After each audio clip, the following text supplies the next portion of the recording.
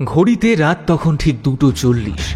হঠাৎ করেই আবিরের মোবাইলে একটা মেসেজ আসে। এমনিতেই আবিরের ঘুম খুব সজাগ, তাই মোবাইল ফোনটা কেঁপে উঠতেই সেটা হাতে নিয়ে দেখে অদিতি তাতে একটা মেসেজ পাঠিয়েছে।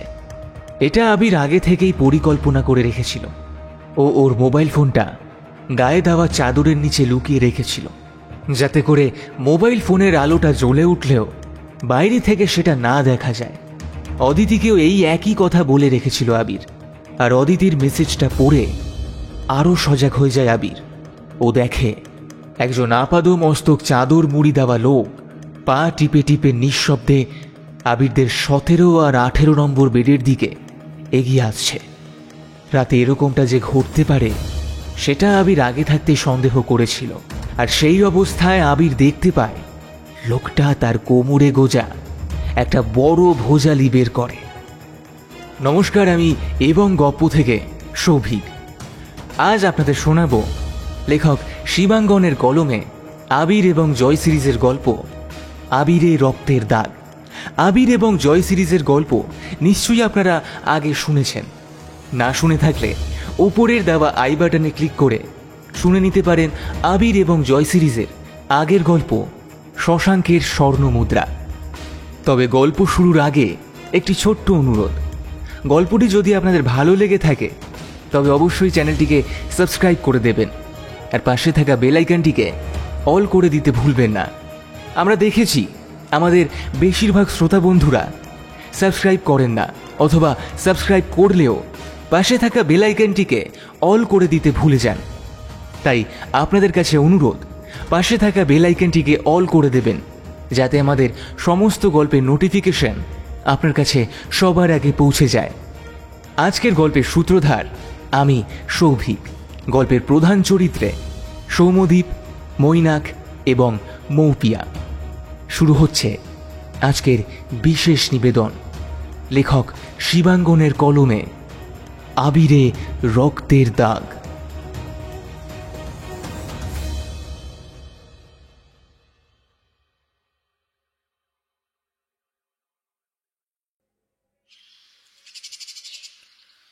বুঝলি আবির, এবারে দোল পূর্ণিমার দিন কি করা যায় বলতো?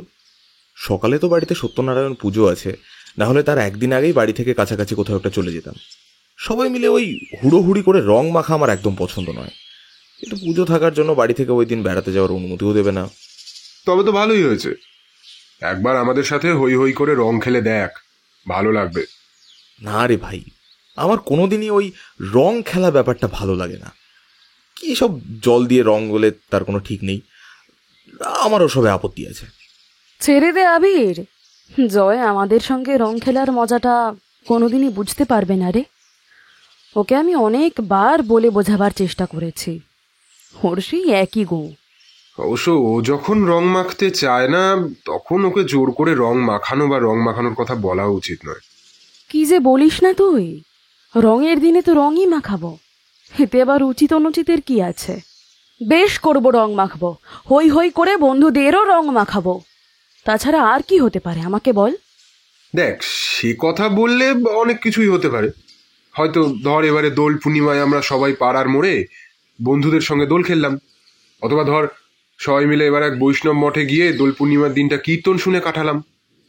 আর ইউ ক্রেজি আবির, আমরা আর বৈষ্ণব মঠ, কীর্তন শোনা এইসব ব্যাপারগুলোর সঙ্গে যাচ্ছি না রে। সরি ভাই, নিতে পারলাম না। ঠিক আছে, তোরা যাস না, তবে আমি কীর্তন শুনতে তবে একাই যাচ্ছি। তুই এখানে থেকে প্রতিবারের মতনই আনন্দ মজা কর। কিন্তু তুই যাচ্ছিস মানে কোথায় যাচ্ছিস? আর আমরা তোর সাথে যাচ্ছি না মানে কি? রহস্য করা ছেড়ে পুরো ব্যাপারটা খুলে বলতো, আগে পুরোটা শুনি। হ্যাঁ, আমিও তোর কথা কিছুই বুঝতে পারছি না রে। ব্যাপারটা খুলে বল দেখিনি, তারপর আমরা তোর সাথে যাব কি যাব না সেটা ঠিক করব। আরে সেই কথাই তো বলতে চাইলাম, তোরাই তো আসল কথাটা না শুনে নিজেদের মধ্যে ঝগড়া করছিস। গতকাল কলেজ থেকে ফেরার সময় দেখি লেটার বক্সে একটা বড় চিঠি পড়ে রয়েছে। সাধারণত রোজ বাড়ি ঢোকবার সময় আগে একবার লেটার বক্সটা চেক করে নিই, বেশিরভাগ দিনই বাবার নামে চিঠি থাকে। তবে কালকে দেখলাম চিঠিটা এসেছে আমার নামে, আর চিঠির প্রেরকের নামটাও বেশ অদ্ভুত। বারাসাতের কোনো এক বৈষ্ণব কৃষ্ণ আনন্দ মঠ থেকে চিঠিটা এসেছে। সে তো না হয় বুঝলাম, কিন্তু ওই চিঠির বিষয়বস্তু কি? সেরকম কিছুই নয়। ওনাদের কৃষ্ণ আনন্দ মঠে আগামী পরশু দোল পূর্ণিমার দিন কীর্তনের সভা আয়োজন করা হয়েছে। তবে এবারই প্রথম নয়, প্রতিবারই এটা করা হয়। আর আমাদের ডেকে পাঠানো হয়েছে সেই কীর্তনের সভায় অংশগ্রহণ করবার জন্য। মানে এটা কি? এটা কোনো একটা আমন্ত্রণ জানাবার পদ্ধতি হলো? মনে হয় কোনো অন্য ঠিকানায় চিঠিটা পাঠাতে গিয়ে তোকে পাঠিয়ে ফেলেছে। না রে, সেটা নয়। চিঠিটা আমার জন্যই লেখা হয়েছে। আর তার সব থেকে বড় প্রমাণ হলো চিঠির নিচে লেখা একটা বিশেষ বাক্য, যেটা আমাকে নিশ্চিত করেছে যে চিঠিটা ভুল করে আমার উদ্দেশ্যে পাঠানো হয়নি। কেউ সজ্ঞানেই সেটা আমাকে লিখেছে। আবির, আমাকে কি একবার তোর সেই চিঠিটা দেখাতে পারবি? মনে হচ্ছে নিজের চোখে দেখলে হয়তো ব্যাপারটা কিছুটা আন্দাজ করতে পারবো। ঠিক বলেছিস জয়। আবির, একবার চিঠিটা আমাদেরকেও দেখাতো। তোর কথা শুনে সবকিছু কিরকম গুলিয়ে যাচ্ছে। অবশেষে ওদের জোড়াজুড়িতে আবির হ্যাঙ্গারে ঝুলতে থাকা ওরা একটা পাঞ্জাবি দেখিয়ে দিলে জয় সেটার দিকে এগিয়ে যায়। সত্যি, সেটার বুক পকেটে একটা হলুদ রঙের কাগজ দুভাঁজ করে রাখা, আর সেটা হাতে নিয়ে জয় পড়তে শুরু করতেই অদিতি প্রায় ওর হাত থেকে কাগজের টুকরোটা ছিনিয়ে নেয়, আর তারপর সেটা বেশ জোরে জোরেই পড়তে থাকে। চিঠির বয়ান মোটামুটি একটা সাধারণ আমন্ত্রণ পত্রের হলেও চিঠিটার একেবারে শেষে একটা বাক্য লেখা, আর সেটার দিকে তাকিয়েই অদিতির চোখ দুটো স্থির হয়ে যায়। খুব ধীরে ধীরে অদিতি সেই লাইনটা আবারও পড়তে থাকে। যদি কীর্তন শুনে আনন্দ না পান, তাহলে আপনাদের আনন্দ দানের সম্পূর্ণ উপাদান এখানে থাকবে। তবে সেই আনন্দ লাভ করার পরিবর্তে আপনাদের যদি আপনাদের সাধের প্রাণ হারাতে হয়, তবে আমরা দায়ী থাকবো না। এ কথা জেনেই আসবেন, আর যদি না আসেন তবে বুঝবো আপনি একজন নিতান্তই কাপুরুষ। গোয়েন্দা হওয়ার যোগ্যতা আপনার নেই। কি বুঝছিস? এবার দোলটা বেশ রোমহর্ষক কাটতে চলেছে, কি বলিস? চিঠিটা পড়া শেষ করে অদিতি অবাক হয়ে আবিরের দিকে তাকিয়ে থাকে। মানে তুই কি ব্যাপারটা সিরিয়াসলি নিচ্ছিস নাকি? আমার ধারণা এটা কেউ মজা করে লিখেছে ভাই। এটা কি সিরিয়াসলি নেওয়ার মতো কিছুই নেই। না অদিতি, এটা কেউ মজা করে লেখেনি। লিখলে সে এভাবে একটা মঠের লেটার হেডের ব্যবহার করতো না। যে এটা পাঠিয়েছে সে অত্যন্ত বুদ্ধি করেই পাঠিয়েছে। আর আমাদের ওখানে যাওয়াটা নিশ্চিত করতে শেষটায় আবিরের উদ্দেশ্যে একটা চ্যালেঞ্জ ছড়ে দিয়েছে। হ্যাঁ, তুই ঠিকই বলেছিস জয়। তবে ওটা আমাদের হবে না, আমার হবে। কারণ ওখানে শুধু আমি একাই যাচ্ছি, তোরা নয়। এমনিতেই পুজোর দিন, তোদের আর এই ঝামেলায় জড়িয়ে লাভ নেই। তোর কি মাথা খারাপ নাকি রে আবির? এর আগে তোর কোনো অপারেশন আমি তোকে একা ছেড়েছি যে এবারে ছেড়ে দেব? যদি বিপদ কিছু থেকেও থাকে তবে সেটা দুজনে একসাথে মুখোমুখি হব, তবু তোকে একা কিছুতেই ছাড়বো না, যা থাকে কপালে। আর আগে তোদের সাথে সেভাবে পরিচয় না থাকায় আমি যেতাম না, কিন্তু যখন একবার পরিচয় হয়ে গেছে তখন আমিও তোদের সঙ্গে যাব। তোরা তো জানিস একটু আধটু যেটুকু ক্যারেটে জানি, তাতে আমাদেরকেও কীর্তন শোনাতে আসলে আমিও তাকে কীর্তন শোনাতে বাদ রাখবো না। তারপর তোরা তো আছিসই। জয় আর অদিতিকে আরও বেশ কয়েকবার বোঝানোর চেষ্টা করলেও ওদের অনড় মানসিকতা দেখে আবির আর কিছু বলে না, রাজি হয়ে যায়। ঠিক হয় তার পরের দিনই দুপুরের খাওয়া দাওয়ার পর ওরা রওনা দেবে বারাসাতের শ্রীকৃষ্ণ আনন্দ আশ্রমের উদ্দেশ্যে। আর সেই মতোই দুপুর 12টার মধ্যে জয় আর অদিতি আবিরের বাড়ি চলে এলো। আবিরের মায়ের হাতে তৈরি ভাত, ঘন করে বানানো মুগের ডাল, আলু পটলের তরকারি, দই কাতলা আর শেষ পাতে চাটনি পাঁপড় দিয়ে দুপুরের খাওয়াটা শেষ করে 1 ঘন্টা বিশ্রাম নিয়ে নেয়। আর ততক্ষণে আবির ওর গাড়ি নিয়ে রেডি। ঠিক হয় প্রথমটা আবিরই চালাবে, তবে পরে দরকার পড়লে জয় গাড়ির স্টিয়ারিং ধরবে। দুপুরের রোদ একটু পড়লে ওই বেলা 3:30 নাগাদ ওরা রওনা দেয় বারাসাতের দিকে। চিঠিতে যেমন লেখা আছে তাতে ওদের প্রথমে যেতে হবে ডাক বাংলো মোড়, তারপর পথ নির্দেশ মতো ওদের যেতে হবে আশ্রমের উদ্দেশ্যে। আগামীকাল দোল পূর্ণিমা, আর ওই চিঠির নির্দেশ মতো আশ্রমে ওদের দোল পূর্ণিমার উৎসব শুরু হওয়ার আগেই সেখানে পৌঁছতে হবে। তবে ওরা তখনও জানে না সেই আশ্রমের নাম আনন্দ আশ্রম হলেও সেই আশ্রমে কি ভয়ঙ্কর বিপদ অপেক্ষা করে রয়েছে।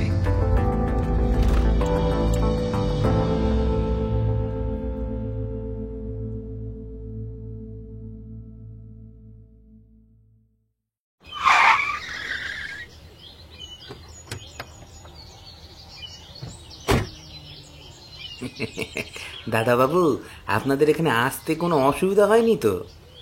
ডাকবাংলো মোড় ছাড়িয়ে একদম নদীর পাড়ে এগিয়ে এসে ওদের সেই শ্রীকৃষ্ণ আনন্দ আশ্রম খুঁজে বের করতে কোনো অসুবিধা হয় না। ওরা এসেই আশ্রমের গেটে ওদের পরিচয় দিতেই ওখানকার গার্ডদের দেখে বুঝতে পারে ওনারা যেন আবিরদের চিনতে পেরেছেন। ওদের ভাবগতি দেখে মনে হয় আজ যে আবিররা এখানে আসবেন সেটা যেন ওরা আগে থেকেই জানতেন। আর সেই মতোই একজন ওদের সাথে এগিয়ে যায় আর ওদের একটা বড় হল ঘরে বসতে দেওয়া হয়। দেখে মনে হয়েছিল সেটা খুব সম্ভবত কোনো প্রার্থনা কক্ষ। আর সেখানে ওরা বসে 3টে চেয়ার টেনে নিয়ে। আর তারই মধ্যে রতন অর্থাৎ সেই গার্ড সেখানে ঢুকে এসে ওদের উদ্দেশ্যে বলে, দাদাবাবু, বড় মোহনজি এখন মন্দিরে সন্ধ্যার আরতির আয়োজন করছে। উনি বলেছেন আপনাদের এখানেই বিশ্রাম করতে। উনি মঠে আরতি শেষ করেই আপনাদের সাথে কথা বলবেন। ঠিক আছে, কোনো ব্যাপার নয়। আপনি ওনাকে ব্যস্ত হতে বারণ করুন, আমাদের কোনো অসুবিধাই হয়নি। আমরা এখানেই অপেক্ষা করে আছি। আচ্ছা, একটু পরে বুঝি আপনাদের আশ্রমের মন্দিরে আরতি হবে? হ্যাঁ দিদিমণি, আমাদের এখানে প্রতিদিন সন্ধ্যাবেলা রাধা গোবিন্দের যুগল মূর্তির সন্ধ্যা আরতি করা হয়। যদি মোহনজি নিজে এখানে উপস্থিত থাকেন তবে উনি নিজের হাতেই আরতি করেন। আর তিনি যদি নিজে এখানে না থাকেন তখন হলধর মহারাজ সেই দায়িত্ব পালন করেন। আচ্ছা, আপনাদের মূল মোহনজিকে মাঝে মধ্যেই বাইরে যেতে হয়, তাই না? সে তো বটেই দাদাবাবু। ভারতবর্ষে 9 করে আমাদের আশ্রম প্রায় 6টা ব্রাঞ্চ। সবগুলোই তো মোহনজিকেই দেখতে হয়। ধরুন না কেন, প্রতি মাসেই প্রায় 20-22 উনি আশ্রমের বাইরেই থাকেন। এই তো এখানে দোল পূর্ণিমার উৎসব হবে বলে গত পরশুই ধানবাদ থেকে এখানে ফিরেছেন। আবার শুনেছি 5 দিন এখানে থেকে আমাদের ব্যাঙ্গালোরের আশ্রমে উনি চলে যাবেন। আর উনি আশ্রমে উপস্থিত না থাকলে সব কিছু হলধর মহারাজই সামলান। বুঝতে পারছি, আপনাদের মহন্তজির উপরে এখন অনেক কাজের চাপ। সত্যি তো, এতগুলো আশ্রমের দায়িত্ব একই মুখের কথা। আচ্ছা, আপনি বললেন না তো আপনাদের মন্দিরের সন্ধ্যা আরতি এখন গেলে আমি দেখতে পাবো কি না? নিশ্চয়ই দেখতে পাবেন দিদিমণি। আমাদের এই আশ্রমের আবাসিকরা ছাড়াও বহু সাধারণ মানুষ মন্দিরে আরতির সময় রাধা গোবিন্দের মূর্তির দর্শনের জন্য আসেন। আপনিও আসুন, আমার বিশ্বাস আপনার খুব ভালো লাগবে। আর দাদাবাবুরা, আপনারাও চাইলে আসতে পারেন। সন্ধ্যা আরতির শেষে রাধা গোবিন্দকে শয়ন দিয়ে জগন্নাথ স্বামীজি আবার এখানে ফিরে আসবেন। আর ততক্ষণে হয়তো ছোট মহন্তজিও এসে যাবেন।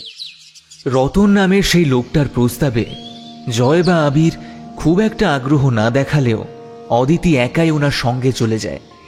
আবির মনে মনে ঈশ্বর বিশ্বাস করলেও বাইরে থেকে কোনো দেখনদারিতে বিশ্বাসী নয়।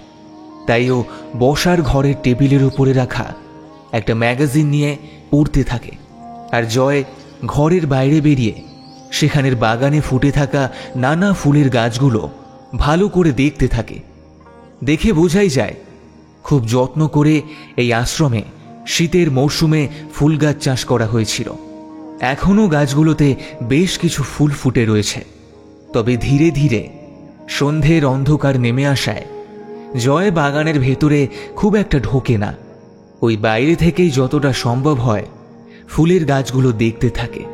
আর এভাবে প্রায় ঘণ্টাখানেক কাটার পরে আশ্রমের মন্দিরের ঘণ্টার ধ্বনি থেমে যায়। আবির আর জয় দুজনেই বুঝতে পারে মন্দিরের আরতি শেষ হয়েছে। খুব সম্ভবত এবার অদিতি আর আশ্রমের মহন্তজি ফিরে আসবেন, যার জন্য এতক্ষণ ধরে আবিররা অধীর আগ্রহে অপেক্ষা করে আছে। আর ওদের অনুমান মতোই তার মিনিট 5 মধ্যে আশ্রমের মূল মহন্তজি শ্রীযুক্ত জগন্নাথ ব্রহ্মচারী এসে ঢোকেন আবিরদের ঘরে। আর ওনাদের ঢুকতে দেখে আবির ওর চেয়ার ছেড়ে উঠে দাঁড়িয়ে নমস্কার জানায়।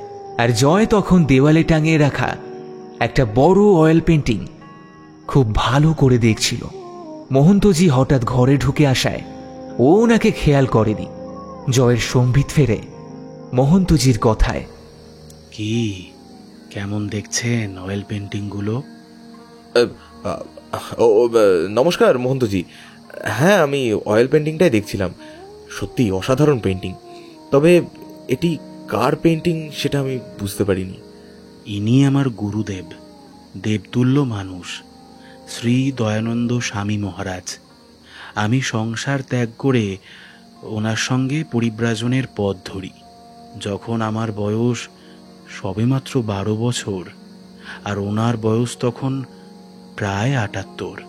তারপর উনিই আমায় দীক্ষাদান করেছিলেন, তারও প্রায় 3 বছর পরে। আচ্ছা মোহনজি, সে না হয় বুঝলাম, কিন্তু আমাদের এখানে আপনি ডেকে পাঠিয়েছেন কেন? সেটা মানে ঠিক আপনি যদি দয়া করে বলেন খুব ভালো হয়। হ্যাঁ, সে তো 100 বার। আপনাদের কাছে সাহায্য প্রার্থনা করার জন্যই তো আপনাদের এখানে ডাকা। আসলে কিছু মনে করবেন না, সন্ধ্যা আরতির সময় একটু ব্যস্ত ছিলাম, তাই আপনাদের সঙ্গে কথা বলতে একটু দেরি হয়ে গেল আর কি। না না, তাতে কোনো অসুবিধা নেই। আমরা এখানে এমনিতে বসেই ছিলাম। তবে হ্যাঁ, সন্ধ্যা আরতির কথা বললেন বলে বলছি, অদিতি মানে আমার এক বন্ধু, সেও আপনাদের মন্দিরে সন্ধ্যা আরতি দেখবার জন্য গিয়েছে। ওই রতনবাবু বলে একজন ভদ্রলোক এসেছিলেন ওনার সাথেই, কিন্তু সে তো এখনো ফিরল না।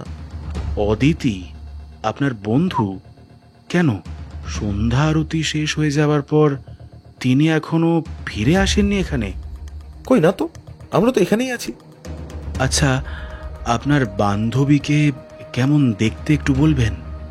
আর ওনার পোশাক, মানে পরনে কি ছিল ওই সময়? লম্বায় প্রায় 5 ফুট 6 ইঞ্চি, ফর্সা চোখে চশমা আছে, আর পরনে হোয়াইট টি শার্ট আর ডেনিম জিন্স। কিন্তু কেন বলুন তো? দেখুন, আমি যদি খুব ভুল না করি তাহলে আপনার বান্ধবীকে আমি আরতির সময় ওখানে উপস্থিত লোকেদের মধ্যেই দেখেছি। আসলে এখানকার যারা নিত্য মন্দিরে আসেন তাদের আমি মোটামুটি মুখ চিনি, কিন্তু আমি ওনাকে দেখেই বুঝতে পারি উনি এখানকার স্থানীয় মানুষ নন। কিন্তু আরতি শেষে যখন সবাই প্রসাদ নিতে আসে তখন কিন্তু আপনার বান্ধবী সেখানে ছিলেন না। আমার মনে হয় উনি হয়তো ফিরে গেছেন আরতি শেষ হবার আগেই, কিন্তু এখন আপনারা বলছেন উনি আপনাদের সঙ্গে এসেছেন। আমি আপনার কথা কিছু বুঝতে পারছি না মোহনজি, আপনি কি বলতে চাইছেন?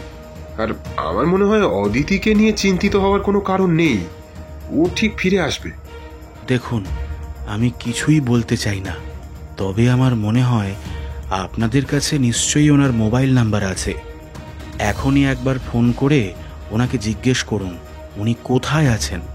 আর আমার মনের সন্দেহ যদি ঠিক হয় তাহলে কিন্তু উনি কোনো বিপদে জড়িয়েও পড়তে পারেন, কথাটা কিন্তু মাথায় রাখবেন। মোহন্তজির কথাটা শুনে জয়ের পায়ের নিচের মাটিটা একবার যেন দুলে ওঠে। কি বলতে চাইছেন উনি? তখনই পকেট থেকে মোবাইল ফোনটা বের করে জয় রিং করে অদিতিকে, কিন্তু খুব আশ্চর্যভাবে ফোনটা সুইচড অফ। আরও বেশ কয়েকবার ফোন করলেও কোনো উত্তর আসে না অদিতির মোবাইল থেকে। আচ্ছা, আপনি ঠিক কি নামটা বললেন যেন? ওই লোকটার যার সাথে আপনার বান্ধবী আরতি দেখতে গিয়েছিল?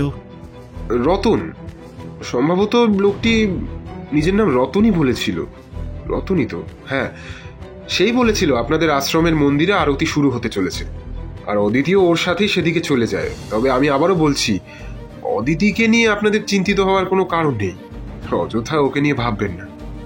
দেখুন, আপনি বললেও আমার মনে হচ্ছে আপনার কোথাও একটা ভয়ঙ্কর ভুল হচ্ছে। আমি যদ্দূর জানি এই আশ্রমে রতন নামের কোনো লোক কিন্তু কাজ করে না। আমি আপনাদের আসার খবর শুনে একটা লোককে পাঠিয়েছিলাম ঠিকই আপনাদের ঘরে এনে বসবার জন্য। তার নাম তো রতন নয়, তার নাম সনাতন দাস। আমার অফিসেই কাজ করে। লোকটা বয়স্ক এবং বেশ বিশ্বস্ত।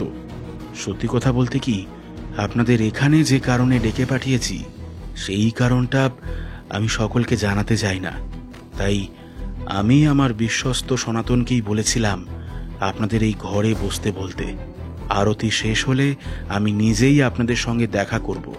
কিন্তু কিন্তু একটা বিষয় আমার অদ্ভুত লাগছে, এর মাঝে রতন নামের কোনো লোক কোত্থেকে এলো আমার তো মনে পড়ছে না। দেখুন মহন্তজি, আপনার লোক বিশ্বস্ত কি অবিশ্বস্ত, তার নাম রতন কি সনাতন, সেটা আপনার ব্যাপার। আমরা এখানে কয়েকদিনের জন্য এসেছি আপনি ডেকে পাঠিয়েছেন বলে। আপনি দয়া করে আমাদের বান্ধবী অদিতিকে খুঁজে বের করার চেষ্টা করুন। আর আবির, তুই অদিতির ব্যাপারে এতটা উদাসীন কি করে হচ্ছিস বলতো? সে তো নিশ্চয়ই। দাঁড়ান, আমি এখনই এখানকার লোকেদেরকে ডেকে বলছি আপনার বন্ধুকে খুঁজতে। এই কথা বলে সে মহন্তজি একজন সিকিউরিটি গার্ডকে ডেকে পাঠিয়ে অদিতির সম্পূর্ণ পোশাক এবং দেহের বর্ণনা দিয়ে ওকে খুঁজে বের করতে বললেন। উনি বেশ কড়া ভাষায় সেই সিকিউরিটি গার্ডকে বলে দিলেন, দেখুন, আমি কোনো কথা শুনতে চাই না, যে করেই হোক আপনাদের অদিতি ম্যাডামকে খুঁজে বের করতেই হবে। আশ্রমের সন্ধ্যারতি দেখার জন্য এতগুলো মানুষ এসেছিলেন, তাদের মধ্যে কিন্তু অদিতি ম্যাডামও ছিলেন। আমি নিজে ওনাকে মন্দিরে দেখেছি, কিন্তু আরতি শেষ হবার পরে আর দেখতে পাইনি। আমার বিশ্বাস হয় উনি স্বেচ্ছায় অন্য কোথাও গেছেন, আর না হলে কেউ ওকে জোর করে ধরে নিয়ে গেছে। গত 1 ঘন্টার আশ্রমের সমস্ত সিসিটিভি আপনারা চেক করবেন। আমি এখন আসছি, আমি নিজে পুরো ব্যাপারটা দেখব। আশ্রমে গত কয়েক সপ্তাহ ধরে যা শুরু হয়েছে তা আমি কিছুতেই বরদাস্ত করব না, কথাটা মাথায় রাখবেন। কেন, গত কয়েক সপ্তাহ ধরে কি শুরু হয়েছে আপনার আশ্রমে? দেখুন, সমস্যা একটা রয়েছে, আর সেই ব্যাপারটা সমাধানের জন্যই আপনাদেরকে আমি এখানে ডেকেছি। এই কথা আমি নিজেও অস্বীকার করব না, কিন্তু সমস্যাটা যে রাতারাতি এইভাবে মোড় নেবে সেটা আমি মোটেও বুঝতে পারিনি। এতক্ষণ মুখ বন্ধ করে আবির এক দৃষ্টে তাকিয়েছিল মহন্ত শ্রী জগন্নাথ মহারাজের চোখের দিকে। জয় তার তুলনায় অনেক বেশি আবেগ নিয়ে অদিতিকে খুঁজতে নিজেই এগিয়ে যায় ওখানকার সিকিউরিটি গার্ডদের সঙ্গে। আবির এতক্ষণ পুরো ব্যাপারটা লক্ষ্য করতে থাকলেও মুখে কিছু বলে না। ও বুঝতে পারছিল ওরা হয়তো নিজের অজান্তেই একটা কোনো ভয়ঙ্কর বিপদের মধ্যে জড়িয়ে পড়েছে, আর সেটা বোঝার জন্যই ও মোহন্তজিকে জিজ্ঞাসা করে, আচ্ছা মোহনজি, আপনি আমাদের এখানে ডেকে পাঠিয়েছেন কেন? সেটাই তো এখনো পর্যন্ত জানা হলো না। আমার মনে হয় আপনি এবার আমাদের কথাটা বলুন, অদিতি কোথায় আছে? যদি সত্যিই ওর কোনো বিপদ হয়ে থেকে থাকে, তবে আমার মনে হয় সেটার কারণ আর আমাদেরকে এখানে ডেকে পাঠানোর কারণ খুব সম্ভবত একটি অপরটির সঙ্গে ওতপ্রোতভাবে জড়িত। তাই আমার মনে হয় আপনি এবার আমাদের আসল কথাটা বলুন। অদিতির ব্যাপারটা আমরা ভেবে দেখছি, আপনি বলুন আমাদেরকে এখানে ডেকে পাঠালেন কেন? দেখুন আবিরবাবু, আমরা না হয় ব্যাপার নিয়ে আগামীকাল সকালে কথা বলবো। এই মুহূর্তে যেটা সব থেকে দরকার, আমাদের অদিতি ম্যাডামকে খুঁজতে হবে। আমি চাই না আমাদের এই আশ্রমে এসে কারোর কোনো বিপদ হোক। আপনি চিন্তা করবেন না মোহনজি, আমি সব দিক বিচার বিবেচনা করেই আপনাকে বলছি। এবার আপনি দয়া করে আমাদেরকে কেন এখানে ডেকেছেন সেই কথাটা বলুন। দেখুন আবিরবাবু, খুব সত্যি বলতে কি, আমি একটা বিশেষ বিপদেই পড়েছি, তাই আপনাদের শরণাপন্ন হয়েছি। আপনি তো বুঝতেই পারছেন, আমাদের এই বৈষ্ণব মঠের কার্যপ্রণালী শুধুমাত্র কৃষ্ণ নাম সংকীর্তন আর ওই ভক্তবৃন্দের মধ্যে সেবা কাজ বিতরণের মধ্যেই সীমিত। তাছাড়া এই মঠের কোনো ব্যবসায়িক মুনাফা অর্জনের কিন্তু কোনো লক্ষ্য নেই।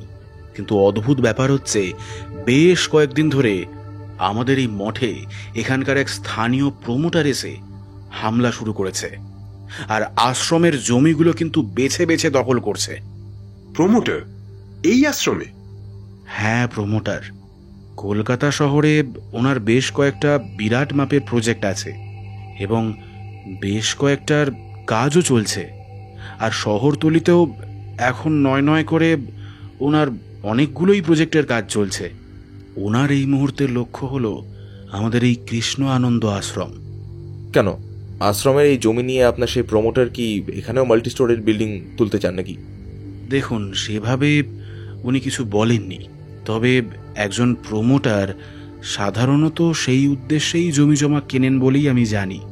তাই খুব স্বাভাবিকভাবেই ইনিও সেই মতোই হবে। তবে অন্য একটা উদ্দেশ্য তার থাকার সম্ভাবনা যে নেই সেটা উড়িয়ে দেওয়া যায় না। কিন্তু এক্ষেত্রে তার অন্য উদ্দেশ্যটা কি হতে পারে বলে আপনি মনে করছেন? দেখুন আবিরবাবু, এই ব্যাপারে আপনাকে নিশ্চিত করে আমি কিছু বলতে পারবো না, সম্পূর্ণটাই আমার অনুমান। কিন্তু একথাও ঠিক, আমি আপনাদের যে কথাটা বলতে চলেছি তার সাথে এই যে প্রমোটার, তার কোনো সংযোগ সূত্র থাকলেও থাকতে পারে। কথাটা কি মোহনজি? দেখুন আবিরবাবু, এত বড় একটা মঠ পরিচালনা করার জন্য একটা বিপুল পরিমাণ অর্থের প্রয়োজন হয়, সেটা তো আপনি জানেনই। আর সেক্ষেত্রে আমাদের একমাত্র উপায় হলো ভক্তদের থেকে পাওয়া অনুদান। আমাদের বেশ কিছু ভক্ত দেশ বিদেশে ছড়িয়ে ছিটিয়ে রয়েছেন এবং চাকরি ক্ষেত্রে তারা এতটাই প্রতিষ্ঠিত যে তারা প্রতি মাসে আমাদের একটা মোটা অঙ্কে টাকা পাঠান। এছাড়াও নিত্য যে সমস্ত দর্শনার্থীরা আসেন তাদের থেকে কিছু দক্ষিণা বাবদ অর্থও সংগ্রহ হয়। কিন্তু এই ক্ষেত্রে একটা বিপদের সম্ভাবনা তৈরি হয়েছিল। ওই মাস দুয়েক আগে হঠাৎ করে একদিন সকালবেলায় একটা অল্প বয়সী ছোকরা দাবি করে আমরা নাকি তার বাবার থেকে একটা বিরাট অঙ্কের টাকা আত্মসাৎ করেছি, তাও আবার ওনার ইচ্ছার বিরুদ্ধে। সেই ছেলেটির বাবা কি তখন ওনার সঙ্গে এসেছিলেন? না, ছেলেটা একাই এসেছিল। এখন ঘটনা হলো, সেই ছেলেটার বাবার নাম শ্রীযুক্ত শঙ্করনাথ বন্দ্যোপাধ্যায়, যিনি বহুদিন ধরে আমাদের এই আশ্রমের সঙ্গেই যুক্ত। ভদ্রলোক একজন নামকরা ইন্ডাস্ট্রিয়ালিস্ট। ভারতবর্ষের বেশ কয়েকটা জায়গায় ওনার কারখানাও আছে। আর বিগত বেশ কিছুদিন ধরে শঙ্করনাথবাবু আমাদের আশ্রমের তহবিলে প্রতি মাসে প্রায় 2000 টাকা করে অনুদান পাঠান। আর আমরাও সেই অনুদানের পরিবর্তে তাদের রসিদ পাঠিয়ে দিতাম। কিন্তু সেই ছেলেটি শঙ্করনাথ বাবুর ছোট ছেলে শ্রীযুক্ত মৃগাঙ্কবাবু দাবি করছেন গত ফেব্রুয়ারি মাসে উনি আমাদের আশ্রম তহবিলে প্রায় 20 কোটি টাকা দান করেছেন। আর উনি আমাদের রসিদও দেখান। আমরা ওনার কথার উত্তরে আমাদের রেজিস্টার খাতা খুলে ওনাকে দেখানোর চেষ্টা করি যে শঙ্করনাথ বাবুর কাছ থেকে আমরা প্রতি মাসের মতোই ওই 2000 টাকাই গ্রহণ করেছি, তার বেশি 1 টাকাও নিইনি। কিন্তু সেই অল্প বয়সী ছোকরা মানতেই নারাজ। সে নিজের থেকে একটা রসিদ বার করে আমাদের দেখায়, যাতে লেখা আমরা শঙ্করনাথ বাবুর থেকে সত্যি 20 কোটি টাকা অনুদান বাবদ গ্রহণ করেছি। তবে ব্যাপারটা এখানেই সমাধান হয় না। মৃগাঙ্কনাথ দাবি করে এই টাকা নাকি আমরা নিয়েছি, তাও আবার দাতার থেকে জোর করে, ওনার ইচ্ছার বিরুদ্ধে। আর সেই টাকা ওনার ফেরত চাই। কিন্তু মহন্তজি, আমাকে একটা কথা বলুন তো, মৃগাঙ্কবাবু রশিদের যে কপিটা দেখাচ্ছেন সেটা কি সত্যি নাকি জাল? হতেও তো পারে উনি একটা এরকম জাল রশিদ তৈরি করে এখানে এসে মিছিমিছি ঝামেলা তৈরি করছেন। আপনি যে সন্দেহের কথা বলছেন সেটা যে আমাদের মনে আসেনি তা কি করে ভাবছেন? আমরা তার ওপর আমাদেরই এক ভক্তকে এখানে ডাকি।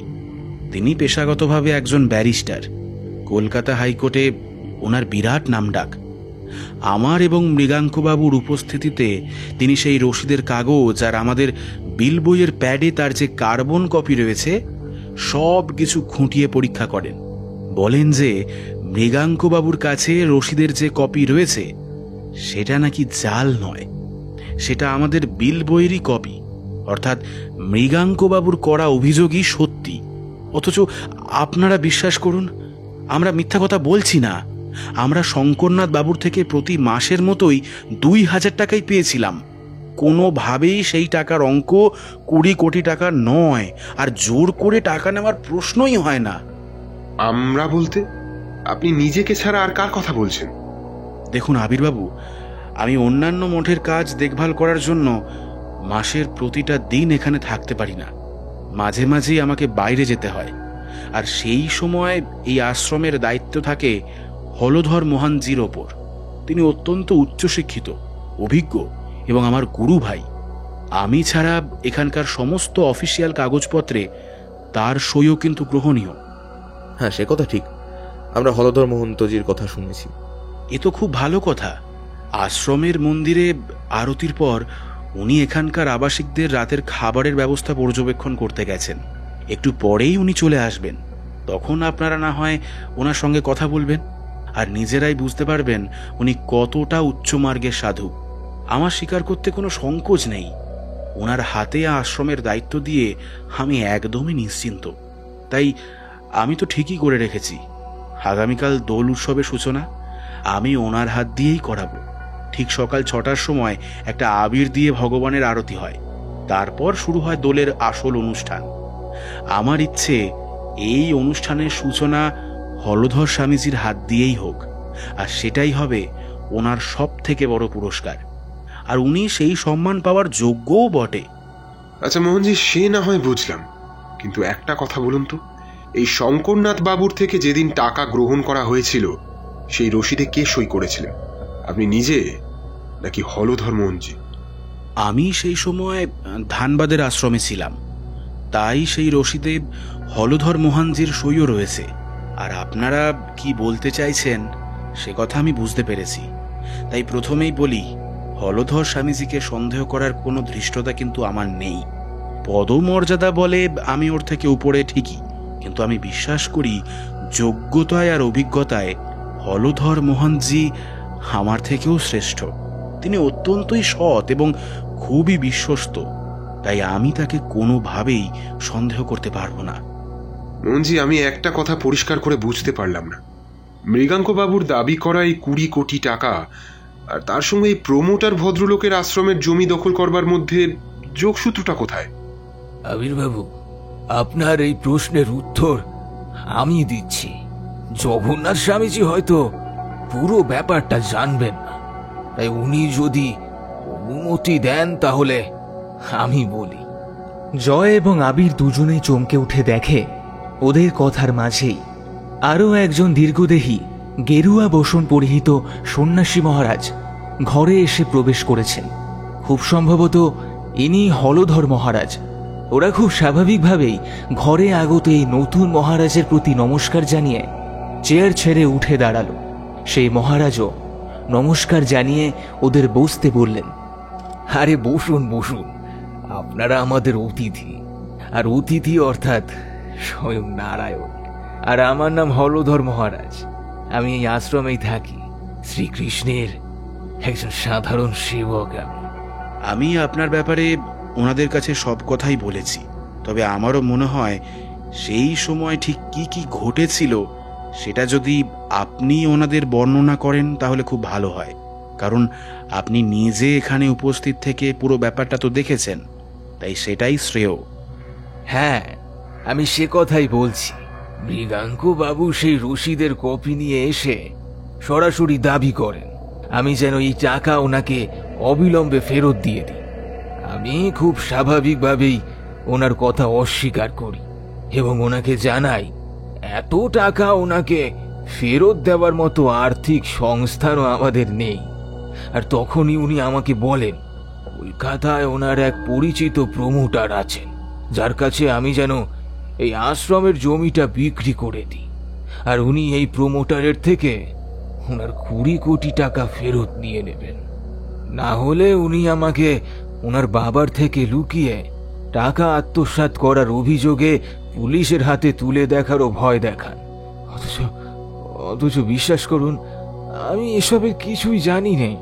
আমরা দাবি করেছিলাম ওই রসিদের কাগজটা জাল, কিন্তু আমাদের এখানকার এক ভক্ত, বিখ্যাত ব্যারিস্টার শ্রীযুক্ত সুরঞ্জন গাঙ্গুলি পরীক্ষা নিরীক্ষা করে বলেছেন যে রসিদটা নাকি জাল নয়, একদম আসল।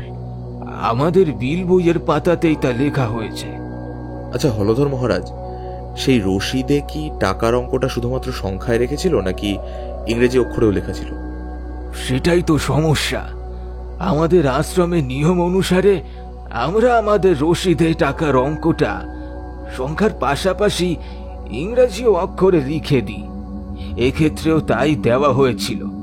আমাদের কাছে বইতে যে কার্বন কপি আছে তাতে পরিষ্কার লেখা আছে শ্রীযুক্ত শঙ্করনাথ বাবুর থেকে গৃহীত অর্থের পরিমাণ 2000, সেটা সংখ্যা এবং ইংরেজি অক্ষরে। কিন্তু এই একই রকম ভাবে মৃগাঙ্ক বাবুর কাছে রসিদে সেটাই লেখা 20 কোটি সংখ্যা এবং ইংরাজি অক্ষরে। দেখুন, 2000-এর পরে যদি সংখ্যায় সেটাকে 20 কোটি করতে হয় তবে শূন্য যোগ করে করা যেতেই পারে, কিন্তু ইংরেজি অক্ষরে তো সেটা করা সম্ভব নয়। আমি সেটাই ভাবছি, যদি মৃগাঙ্কবাবুর সেই রসিদ নকলও হয় তবে সেখানে আপনার হাতের লেখা কি করে নকল করা হলো। ঠিক আছে, আমাদেরকে ব্যাপারটা একটু খতিয়ে দেখতে দিন, তারপর আপনাদের জানাচ্ছি। আপনি আপনি দয়া করে আমাদের সাহায্য করুন। একটা অত্যন্ত অপ্রীতিকর ঝামেলার মধ্যে আমরা হঠাৎ করেই পড়ে গেছি, আর এর ফলে পুরো ব্যাপারটা একেবারে জানাজানি হয়ে গেলে আমাদের প্রতিষ্ঠানের মান সম্মান থাকবে না। আপনারাই ভরসা, এই বিপদ থেকে দয়া করে আমাদের উদ্ধার করুন।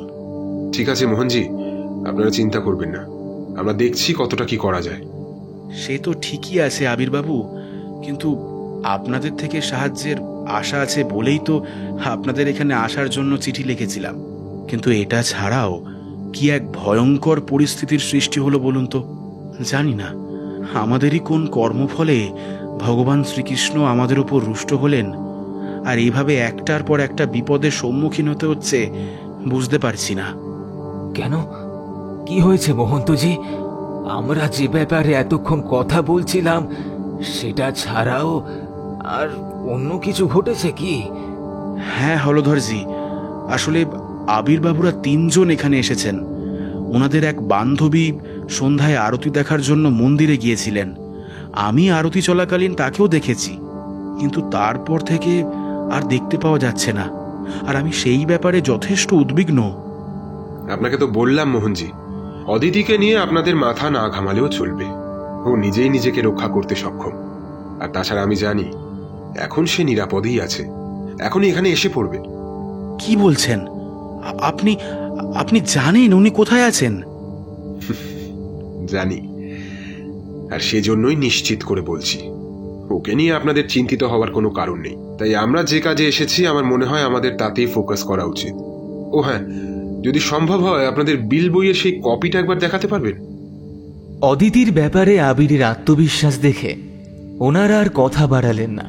মাথা নেড়ে সম্মতি জানিয়ে ওনারা সেখান থেকে চলে গেলেন। আর যাওয়ার সময় হলধর স্বামীজি বলে গেলেন, দেখুন, 8:30 বাজলে আশ্রমে রাতের খাবার পরিবেশন করা হবে। আপনারা দয়া করে খাবারের ঘরে চলে আসবেন। আর আমাদের অতিথিশালায় আপনাদের 3 জনের জন্যই 3টি বিছানার ব্যবস্থা করা হয়েছে।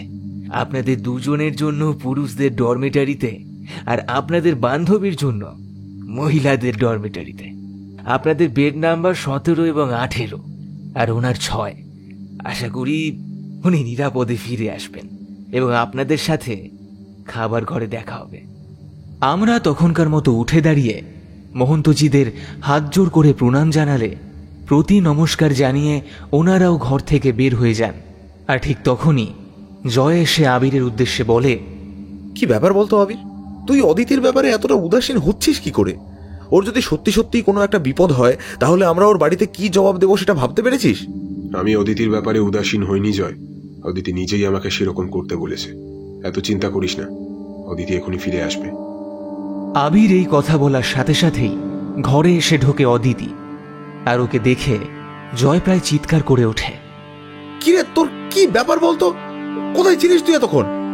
সব বলছি, কিন্তু তার আগে আমি যেটা বলছি সেটা তোরা ভালো করে শোন। আমার ধারণা আগামীকাল এখানে যে দোল পূর্ণিমার উৎসব হতে চলেছে সেটাকে ঘিরে কোনো বড় সড়ো চক্রান্ত কাজ করছে। আজকে রাতে অথবা কালকে সকালবেলা দোল পূর্ণিমার উৎসবের সময় এখানে কোনো একটা ভয়ঙ্কর নাশকতার ছক করা হয়েছে। আগামীকাল উৎসব থাকায় আজই বহু পুণ্যার্থী আশ্রমে চলে এসেছেন। আগামীকাল সকালেও অনেকেই আসবেন। কথা বলে যতটুকু বুঝলাম তাতে আশ্রমে দোল পূর্ণিমার দিন প্রায় 1000 খানেক মানুষের জমায়েত হয়। তাই বুঝতেই পারছিস এরকম অনুষ্ঠানের মধ্যে হঠাৎ কোনো হামলা হলে তার ফল কতটা ভয়ঙ্কর হতে পারে। নাশকতামূলক হামলা? কিন্তু কেন? সে কথা আমি জানি না, কিন্তু আমি নিশ্চিত এরকম কিছু একটা অবশ্যই ঘটতে চলেছে। ব্যাপারটা ঠিক কি বলতো? আমাকে আমাকে খুলে বলতো একটু। তুই তো মন্দিরের সন্ধ্যা আরতি দেখতে গেলি, তারপর কি হলো? দেখ, মন্দিরে যাওয়ার পর আমি দেখি তখন সবেমাত্র আরতি শুরু হয়েছে। প্রায় 50 জন মতো লোক নাট মন্দিরে দাঁড়িয়ে, এদের মধ্যে বেশ কিছু স্থানীয় মানুষ আর কিছু জন আশ্রমের ভক্ত যারা আগামীকালের অনুষ্ঠানের জন্য এসছেন। তো আমিও সেখানে দাঁড়িয়েই আরতি দেখছিলাম। তখনই সেখানে উপস্থিত দুজন লোকের আচার ব্যবহার দেখে আমার কেমন জানি সন্দেহ হয়। লোকগুলো অত্যন্ত ভয়ে ভয়ে আর সন্দেহজনকভাবে এদিক ওদিক তাকাচ্ছিল। আমার কেমন জানি সন্দেহ হওয়ায় আমি তাদের একদম কাছাকাছি গিয়ে দাঁড়াই, যাতে তারা কি বলছে সেটা শুনতে পাই। আর তখনই তাদের মধ্যে একজনকে বলতে শুনি, কাল যদি আমরা কাজটা সঠিকভাবে করে ফেলতে পারি তাহলে এখানে মৃত্যু মিছিল লেগে যাবে। তাহলেই আমাদের কেল্লা ফতে। ঠিক বলেছিস রতন। যতদূর আমরা শুনেছি, দোলের দিন এখানে বসন্ত উৎসবে প্রায় 1000 খানেক লোক সমাবেত হবে। বেশ কিছু বিদেশি ভক্ত সেখানে থাকবে। সেটাই হবে আমাদের সব থেকে বড় সুযোগ। বস বলেছে এখানে একদম কাল রক্ত গঙ্গা বই দিতে হবে, যাতে কেউ কোনোদিন আর এই আশ্রমের ধারে চত্বরে না আসে। মানুষের মনে এতটাই ভয় ছড়িয়ে দিতে হবে। তবে জানিস আবির, আমি যে লুকিয়ে ওদের কথা শুনছি সেটা খুব সম্ভবত ওরা বুঝতে পেরে যায়। তাই আরতি শেষ হওয়ার আগেই ওরা নাট মন্দির ছেড়ে চলে যায়, আর সেই সুযোগে আমিও ওদের পিছু ধাওয়া করি। ওরা নাট মন্দির থেকে বেরিয়ে সোজাসুজি আবাসিকদের বিশ্রাম কক্ষের দিকে এগিয়ে যায়। আমি সেই অবধি ওদের পিছনে লেগে গেলেও ওই বিশ্রাম গৃহের ভিতরে ঢোকা আমার পক্ষে সম্ভব হয়নি। আর তখনই আমি ফিরে আসতে চাই। প্রায় এই ঘর পর্যন্ত এসে যাওয়ার পর আমার খেয়াল পড়ে একটা ছায়া মূর্তি এই ঘরের পূর্ব দিকের জানলার নিচে দাঁড়িয়ে তোদের উপর লক্ষ্য রাখছে। কিছুটা দূর থেকে দেখে আমার যতদূর মনে হয়েছিল একটা বেঁটে খাটো মানুষ আপাদমস্তক নিজেকে চাদরে মুড়িয়ে জানলার নিচে দাঁড়িয়েছিলেন। আর এখানে তোরা কি করছিস, কি কথাবার্তা বলছিস সবকিছু শুনছিল। তারপর তোদের ঘর থেকে মহন্তজিরা বের হয়ে গেলে সেই লোকটিও সেখান থেকে চলে যায়, আর ওই উঠোনের উল্টো দিকের গাছপালার অন্ধকারে মিলিয়ে যায়। লোকটা চলে গেলে তারপর আমি ঘরে আসি। বুঝতে পেরেছি। তার মানে আমাদের এখানে আসবার পর থেকেই আমাদের ফলো করা হচ্ছে, তাই তো? দেখ আবির, আমার মাথায় একটা ব্যাপার কিছুতেই ঢুকছে না। এই সব কিছু করা হচ্ছে কেন? জাল রসিদ তৈরি করে টাকা আত্মসাতের দায় দেওয়া, মৃগাঙ্কর পরিচিত কোনো একজন প্রমোটারকে দিয়ে আশ্রমের জমি দখল করানো, আর এখন যা অদিতি বলছে সেটা তো আরোই ভয়ঙ্কর। কিন্তু এসব কেউ করতে চাইবেই বা কেন? একটা ব্যাপার খেয়াল করে দেখ জয়, প্রমোটার দিয়ে জমি দখল করার ব্যাপারটা আমরা কিন্তু শুধুমাত্র শুনেছি। এমনকি বড় মহারাজ মানে জগন্নাথ স্বামীজিও ব্যাপারটা নিজের চোখে দেখেননি। দেখেছেন শুধুমাত্র একজনই, আর কাকতালীয় ভাবে সেই সন্দেহপূর্ণ রশিদেও সেই মানুষটিরই সই আছে। আর সেই মানুষটা হলেন হলধর স্বামীজি, তাই তো? হ্যাঁ, আর সব যোগ্যতা এবং অভিজ্ঞতা থেকেও আশ্রমের মূল অধ্যক্ষ হতে না পারার আক্ষেপ তার মধ্যে থাকা কিন্তু অস্বাভাবিক নয়। কি বলিস আবির? মানুষের মনে অপরাধ প্রবণতা কত কারণে যে তৈরি হয় সে ধারণা আমাদের কারোরই নেই। তবে আমার মনে হচ্ছে এগুলো কোনো বিক্ষিপ্ত ঘটনা নয়। কোনো একজনের মাথা এখানে নিশ্চয়ই কাজ করছে, যে সব কিছু করাচ্ছে। এখন আমাদের কাজ হলো সেই মাথাটাকেই প্রথম খুঁজে বের করা। আসতে পারি? ওরা তিনজন কথার মাঝেই হঠাৎ খেয়াল করে দেখে একজন বেশ অল্প বয়সী তরুণী সন্ন্যাসিনী দরজায় এসে দাঁড়িয়েছেন। ওনার পরনে গেরুয়া বসন, গলায় রুদ্রাক্ষের মালা, আর কপালে বেশ বড় করে একটা তিলক আঁকা। সে সন্ন্যাসিনী ওদের বসার ঘরে ঢুকে এসে ওদের উদ্দেশ্যে বলেন, হলধর মহারাজ আপনাদের খাবার ঘরে যেতে বললেন। ভক্তদের রাতের খাবার দেওয়া শুরু হয়ে গেছে। হ্যাঁ, আমরা আসছি। আসলে আমাদের এই বান্ধবী আপনাদের আশ্রমের চারপাশটা একটু ঘুরে দেখতে গিয়েছিল। আমরা ওর জন্যই অপেক্ষা করছিলাম। এখনো এসে গেছে। আমরা মিনিট 5-এর ভেতরেই আসছি। সেটা ভালো কথা, কিন্তু এই রাতের অন্ধকারে অজানা অচেনা জায়গায় এভাবে চারপাশে ঘোরাঘুরি করা ভালো নয়। দেখুন, এটা আশ্রম। আমাদের বিশ্বাস স্বয়ং ভগবান শ্রীকৃষ্ণ এখানে বিরাজ করেন। কিন্তু তাহলেও আজকের দিনে সমাজে খারাপ মানুষের তো অভাব নেই। আর তাছাড়া এখানকার নানা ব্যাপার নিয়ে যখন সাধারণ মানুষের মনে প্রশ্ন তৈরি হয়েইছে, তখন আর সব কিছুকে চোখ বন্ধ করে বিশ্বাস করি কি করে? তাই আমার কাজ আপনাদের সাবধান করা। আপনি কি বলতে চাইছেন সেটা ঠিক করে বলুন তো। না, আমি কিছুই বলিনি। শুধু বলতে চাইছি, একা একা রাতের অন্ধকারে এদিক ওদিক ঘোরাঘুরি করবেন না। আশ্রমের কোথায় কোন বিপদ ঘাপটি মেরে লুকিয়ে আছে সে কথা কিন্তু আমরা কেউ জানি না। আপনি তো এই আশ্রমেই থাকেন, আপনি কখনো এরকম লুকিয়ে থাকা কোনো বিপদের সম্মুখীন হয়েছেন? আবিরের প্রশ্নটা শুনে এই সন্ন্যাসিনী কেমন যেন একটা চমকে ওঠেন। তারপর এদিক ওদিক তাকিয়ে নিয়ে খুব চাপা স্বরে বলেন, দেখুন, ভগবান শ্রীকৃষ্ণের উদ্দেশ্যে এই আশ্রম উৎসর্গকৃত হলেও এখানকার দায়িত্বভার কিন্তু আমার আপনার মতোই কোনো সাধারণ মানুষের হাতে। তাই সে বিশেষ মানুষের সততার ওপর নির্ভর করছে আশ্রমের কাদের জমায়েত হবে, কৌরব পক্ষের নাকি পাণ্ডব পক্ষের। দেখুন, এর বেশি কিছু আমি বলতে পারবো না। আপনারা যথেষ্ট বুদ্ধিমান এবং বিচক্ষণ, যা বোঝার আপনারা তো বুঝেই গেছেন। তবে এখানে আর বেশিক্ষণ সময় নষ্ট করবেন না, খাবারের ঘরে আসুন, না হলে হলধর স্বামীজি আবার সন্দেহ করবেন। এই কথা বলে সেই তরুণী সন্ন্যাসিনী ঘর থেকে বের হয়ে গেলেন। তবে ঘর থেকে বের হবার ঠিক আগের মুহূর্তে ওনার ঠোঁটে যে হাসির রেখাটা ফুটে উঠল, সেটা আবিরের দৃষ্টি এড়ালো না। সন্ন্যাসিনী এতটাই দ্রুত ঘর থেকে বের হয়ে গেলেন যে ওদের সম্বিত ফিরতে কিছুটা দেরি হলো। নিজেদের একটু সামলে নিয়ে জয় বলে উঠল, কি ব্যাপার বলতো আবির? এই সন্ন্যাসিনী আমাদের ঠিক কি বলতে চাইলেন? উনি কি বলতে চাইলেন সেটা বড় কথা নয়, আমি ভাবছি অন্য কথা। আচ্ছা জয়, অদিতি, এই সন্ন্যাসিনী ভদ্রমহিলার মধ্যে তোদের এমন কিছু একটা চোখে পড়েছে যেটা অত্যন্ত বিসদৃশ্য, অত্যন্ত বেমানান, মানে পারিপার্শ্বিকতার সঙ্গে যেন কিছুতেই খাপ খাচ্ছে না, এরকম কিছু? বেমানান? কই না তো, সেরকম কিছু তো আমার মনে হলো না। কি রে অদিতি, আবির কি বলছে, তুই কিছু বুঝতে পারছিস? একটাই বেমানান ব্যাপার, বুঝলি জয়। শ্রীকৃষ্ণ আনন্দ আশ্রমে একজন বৈষ্ণবী সন্ন্যাসিনীর গলায় রুদ্রাক্ষের মালা কি করছে, সেটাই আমাদের খুঁজে বের করতে হবে। কি আবির, ঠিক বলেছি তো? আবির অদিতির কথার উত্তরে কিছু বলে না, তবে ওর মুখের হাসি থেকেই ব্যাপারটা পরিষ্কার বোঝা যায়। আবির বেমানান ব্যাপারটা বলতে ঠিক সেটাই বলতে চেয়েছিল যেটা অদিতি বলেছে। তবে ওদের ব্যাপারটা বুঝতে অসুবিধা হয় না। ওরাও যেন এই আশ্রমের একটা ঘোরতর চক্রান্তের মধ্যে ধীরে ধীরে জড়িয়ে পড়ছে। মাথায় চিন্তা শুধু একটাই, এই চক্রান্তের জট ছাড়াবার জন্য ওদের হাতে আছে আর মাত্র একটা রাত্রি।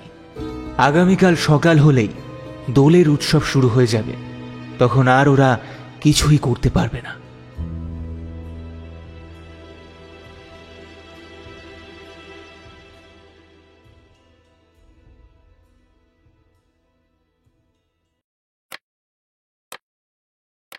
ঘড়িতে রাত তখন ঠিক 2:40।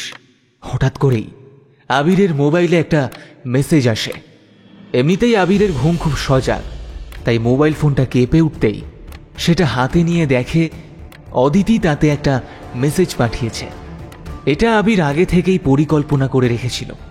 ও ওর মোবাইল ফোনটা গায়ে দেওয়া চাদরের নিচে লুকিয়ে রেখেছিল, যাতে করে মোবাইল ফোনের আলোটা জ্বলে উঠলেও বাইরে থেকে সেটা না দেখা যায়। অদিতিকেও এই একই কথা বলে রেখেছিল আবির। আর অদিতির মেসেজটা পড়ে আরও সজাগ হয়ে যায় আবির।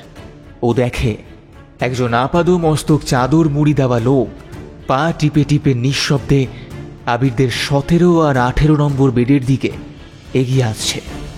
রাতে এরকমটা যে ঘটতে পারে সেটা আবির আগে থাকতে সন্দেহ করেছিল। সেজন্যই নিজেদের বেডে একটা করে পাশ বালিশকে চাদর মুড়ি দিয়ে শুয়ে রেখেছিল, যাতে করে অজানা কেউ সেটাকে দেখে ভাবে আবির সেখানে ঘুমিয়ে রয়েছে। আর নিজে বিছানা থেকে উঠে দরজার পাশে একটা গোপন জায়গায় লুকিয়ে থাকে। কারণ অদিতির সাথে কথা বলে ও বুঝতে পেরেছিল যে বা যারা আগামীকাল সকালে আশ্রমে নাশকতার ছক কষছে, তার কাছে এই খবরটা পৌঁছে গেছে যে তাকে যদি তার উদ্দেশ্যে সফল হতে হয় তবে রাতের মধ্যেই আবির আর জয়কে তার পথ থেকে সরিয়ে দিতে হবে, না হলে খুব সহজে সে বা তারা নিজেদের লক্ষ্যে সফল হতে পারবে না। আর সেই অবস্থায় আবির দেখতে পায় লোকটা তার কোমরে গোজা একটা বড় ভোজালি বের করে, তারপর নিজের বাম হাত দিয়ে আবিরের নকল মুখের অংশটা চেপে ধরে সরাসরি ভোজালিটা বসিয়ে দেয় পাশবালিশের বুকে। এরপর পরপর আরও দুবার আঘাত করার পর লোকটা একটু শান্ত হয়। এত গভীর রাত্রে ওই ঘরে আর কেউ জেগে নেই, শুধুমাত্র আবির ছাড়া। লোকটা ভোজালি দিয়ে তারপর পরের বেডে জয়ের পাশবালিশটাকেও একইভাবে আঘাত করার পর সামান্য সময়ের জন্য দাঁড়িয়ে পড়লে তার উপরে হিংস্র বাঘের মতো ঝাঁপিয়ে পড়ে আবির। আর এরকম অতর্কিত আক্রমণে সেই লোকটা ছিটকে গিয়ে পড়ে আরেকজন আবাসিকের বিছানার উপরে। যদিও সে ভদ্রলোক তখনও গভীর ঘুমে আচ্ছন্ন, ঘরের মধ্যে কি ঘটে চলেছে সে সম্পর্কে তখন কারোরই কোনো হুঁশ নেই। আর আবির ততক্ষণে সেই লোকটাকে পিচমোড়া করে মাটিতে চেপে ধরেছে। তবে আবির বুঝতে পারে লোকটার গায়ে অসুরের মতো শক্তি, তাই ও একা বেশিক্ষণ লোকটাকে এখানে আটকে রাখতে পারবে না। ওকে অপেক্ষা করতে হবে অদিতি আর জয়ের সেখানে পৌঁছানো পর্যন্ত। আর ওর পরিকল্পনা মতোই কয়েক সেকেন্ডের মধ্যেই অদিতি ওই ঘরে এসে পৌঁছয়, আর সরাসরি ওর একটা ক্যারাটের কিক এসে পড়ে লোকটার মুখে। লোকটা একটা চিৎকার করে উঠে ছিটকে গিয়ে পড়ে দেওয়ালের ওপর। আর তখনই জয়ের সঙ্গে সেই ঘরে এসে পৌঁছান মহন্ত জগন্নাথ স্বামীজি এবং হলধর স্বামীজি। আবির আগে থেকেই জয়কে মহন্তজির কাছে থাকতে বলেছিল, যাতে ও নির্দেশ পাঠালেই ও মহন্তজিদের নিয়ে সেখানে পৌঁছে যেতে পারে। এ কি, এসব কি হচ্ছে এখানে? আর এই লোকটা কে? লোকটা কে সেটা তো আপনারাই বলতে পারবেন মোহনজি। লোকটাকে তো চেনা আমাদের পক্ষে সম্ভব নয়, তবে তার এত রাতে আমাদের ঘরে আসবার উদ্দেশ্য যে খুব একটা সাধু নয় সে কথা আপনাদের হলফ করে বলতে পারি। লোকটার উদ্দেশ্য সফল হলে এতক্ষণে আমাদের ভবলীলা সাঙ্গ হয়ে গিয়েছিল আর কি। এসব আপনি কি বলছেন আবির বাবু? ও কি আপনার ওপর আক্রমণ করার চেষ্টা করেছিল? ঠিকই বলছি। আমার বিছানায় সাজিয়ে রাখা পাশবালিশের মূর্তিটাকে এই লোকটি কিভাবে যে তার ভোজালির মাধ্যমে আঘাত করেছে সেটা দেখলেই আপনারা ওর উদ্দেশ্য কি ছিল সেটা বুঝতে পারবেন। কিন্তু আবির বাবু, একটা কথা আমি এখনো বুঝতে পারছি না। এখানে এত কিছু ঘটে গেল, এত শব্দ হলো, তাও এখানে সকলে ঘুমিয়ে আছেন। কারোর কোনো নজর পড়ল না, কারোর একজনেরও ঘুম ভাঙল না। আমাদের রাতের খাবারের মধ্যে খুব কড়া মাত্রায় ঘুমের ওষুধ মিশিয়ে দেওয়া হয়েছিল, যাতে করে সেই খাবার খাওয়ার পর এখানে সবাই গভীর ঘুমে আচ্ছন্ন হয়ে পড়ে। আর সেই সুযোগ নিয়েই লোকটা ঘরে এসে আমাদের বিনা বাধায় খুন করতে চেয়েছিল। সে তো বুঝলাম আবির বাবু, কিন্তু এই লোকটা কি? একে তো কোনোদিন আমাদের আশ্রমে দেখেছি বলে মনে হচ্ছে না। এ কি তবে বাইরের লোক? মানে দোল পূর্ণিমা উপলক্ষে বাইরে থেকে এসেছে? লোকটা কে সেটা জেনে আমাদের বিশেষ লাভ হবে না মোহনজি। তার থেকে আমাদের আগে যেটা জানতে হবে সেটা হলো এই লোকটাকে পাঠিয়েছে কে। আর সম্ভবত সেই লোকটাই রাতের খাবারে ঘুমের ওষুধ মিশিয়েছিল। কি রে তুই? বল, পরিষ্কার করে চিৎকার করে বল, তোকে কে পাঠিয়েছে? দেখ, আমরা জানি সেই লোকটাকে, তাও তোর মুখ থেকেই জানতে চাই। জয়, এখানে আর কোনো শব্দ করো না। আমার উপরে যারা আক্রমণ করবে বলে ঠিক করেছিল তারা নিজের অজান্তেই আমাদের একটা সুবিধে করে দিয়েছে। প্রথমে রাতের খাবারে ঘুমের ওষুধ মিশিয়ে সকলকে ঘুম পাড়িয়ে রেখেছে। না হলে এই ঘটনা দেখবার পরে এখানে বিশ্রামরত সকল মানুষের মধ্যেই একটা ভয়ঙ্কর উত্তেজনা তৈরি হতো। আমি চাই না আগামীকাল এই আশ্রমের অনুষ্ঠানের কোনো রকমের ক্ষতি হোক। এখনো পর্যন্ত তুই এই আশ্রমের সম্মানের কথাই ভাবছিস? সেসব না ভেবে আমাদের যারা ক্ষতি করতে চাইছে তাদের বিরুদ্ধে উপযুক্ত ব্যবস্থা নেওয়ার চেষ্টা কর। এই লোকটাকে এখনই থানায় দিয়ে আড়ং ধোলাই দিলে সব কথা গড়গড় করে বেরিয়ে পড়বে। আর সেই লোকটার সাক্ষীর ওপর ভিত্তি করে আমরা খুব সহজেই আসল মাথাটাকে ধরতে পারবো। দেখ অদিতি, তোর কথা সম্পূর্ণ সঠিক, কিন্তু আরো একটা জিনিসও ভেবে দেখবার দরকার আছে। যে বা যারা এখানে অশান্তি তৈরি করবার চেষ্টা করছে তাদের একটা লক্ষ্য হলো আশ্রমের কালকের অনুষ্ঠান যেন সফলভাবে না হতে পারে। তাই আমার বিশ্বাস সবার প্রথমে আমাদের নির্বিঘ্নেই অনুষ্ঠানটাকে সম্পন্ন করানোর দিকে ধ্যান দিতে হবে। আর যদি সেটা করতে পারি তাহলে হবে এই পরিকল্পনাকারীর নৈতিক পরাজয়। আর এই আঘাতটা পেলে তার লুকোনো গুহা থেকে সে নিশ্চয়ই বেরিয়ে আসবে। কিন্তু এই লোকটাকে তাহলে কি করবি? একে তো আর ছেড়ে দেওয়া যায় না। আইনের চোখে এই লোকটা একজন অপরাধী, সেটা কিন্তু ভুলে যাস না। আমি কিছুই ভুলিনি অদিতি, কিন্তু তারপরেও বলবো, আজ বাকি রাতটুকুর জন্য ওকে আমাদের এমন কোনো জায়গায় লুকিয়ে রাখতে হবে যাতে করে ওর কথা আর কেউ জানতে না পারে। সকাল হলে আমি থানা ইন্সপেক্টর প্রলয়ের সঙ্গে কথা বলে যা ব্যবস্থা করবার করব। কিন্তু এই লোকটাকে আমাদের নিজেদের জিজ্ঞাসাবাদ করতে অসুবিধা কোথায় সেটা তো বুঝতে পারছি না। কোনো লাভ হবে না, তোরা হয়তো খেয়াল করিসনি। অদিতি যখন ছুটে এসে ওর মুখে একটা সজোরে লাথি মারে, তখন ও যে ভাষায় চিৎকার করে ওঠে সেটা দক্ষিণ ভারতের কোনো একটা আঞ্চলিক ভাষা। আমার ধারণায় ভদ্রলোকটি জন্মসূত্রে তামিল বা ওই জাতীয় কোনো এলাকায়। তাই এই মুহূর্তে যদি আমরা ওকে জিজ্ঞাসাবাদও করি, লোকটা তামিল ভাষাতেই তার উত্তর দেবে, যা আমরা আবার কেউই বুঝবো না। এবার আমি মোহনজিদের সকলকে অনুরোধ করব কাল সকাল পর্যন্ত এই লোকটাকে আটকে রাখবার জন্য। এমন একটা ব্যবস্থা আমার প্রয়োজন যেটা এখানে কেউ জানতে পারবে না। সে ব্যাপারে কোনো চিন্তা করবেন না আবিরবাবু, এরকম একটা গুপ্ত জায়গার ব্যবস্থা হয়ে যাবে যেখানে এই লোকটাকে লুকিয়ে রাখলে বাইরের কেউ টের পাবে না। কিন্তু আমি একটা ব্যাপার বুঝতে পারছি না, এরা কি চাইছে? এই শ্রীকৃষ্ণ আনন্দ আশ্রমে বসন্তকালীন এই রঙের উৎসব বহু প্রাচীনকাল থেকে চলে আসছে, অথচ এরা এই উৎসবের দিনটাকে টার্গেট করে এই ঝামেলা করতে চাইছে। কিন্তু কেন? কি এদের উদ্দেশ্য? আর সর্বোপরি এরা কারা?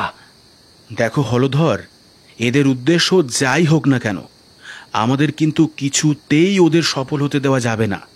আর এই ব্যাপারে আমি আবিরবাবুর সঙ্গে একমত। তবে তোমার মনে যে প্রশ্ন এসেছে সেই একই প্রশ্ন আমার মনেও হয়েছে।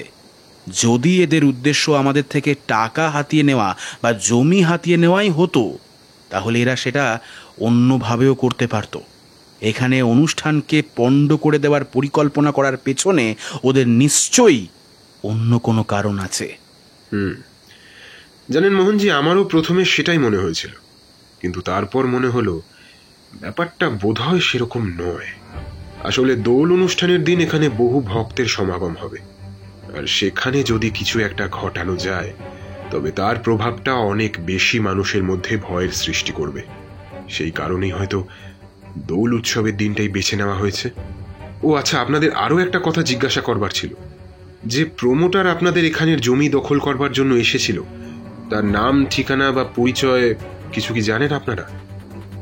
না, ঠিক সেভাবে খবর রাখিনি, তবে একটা কার্ড তিনি দিয়ে গেছিলেন, আমার ড্রয়ারেই সেটা আছে। আমি বরং কাল সকাল হলে অফিস ঘর খুললে সেই কার্ডটা আপনাদের দেব, তাতে আপনারা ওই লোকটির নাম ঠিকানা পেয়ে যাবেন।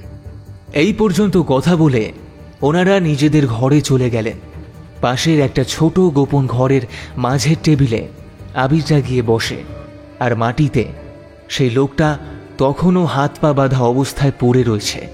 কিরে অদিতি, ঘরে যখন এত কিছু ঘটছিল তখন তুই বাইরের দিকটা খেয়াল করে দেখেছিলি? দেখেছি, সেই একই ছায়ামূর্তি একই রকম ভাবে চাদর মুড়ি দিয়ে কাঁচের জানলায় দাঁড়িয়েছিল। সে সবটা লক্ষ্য করেছে।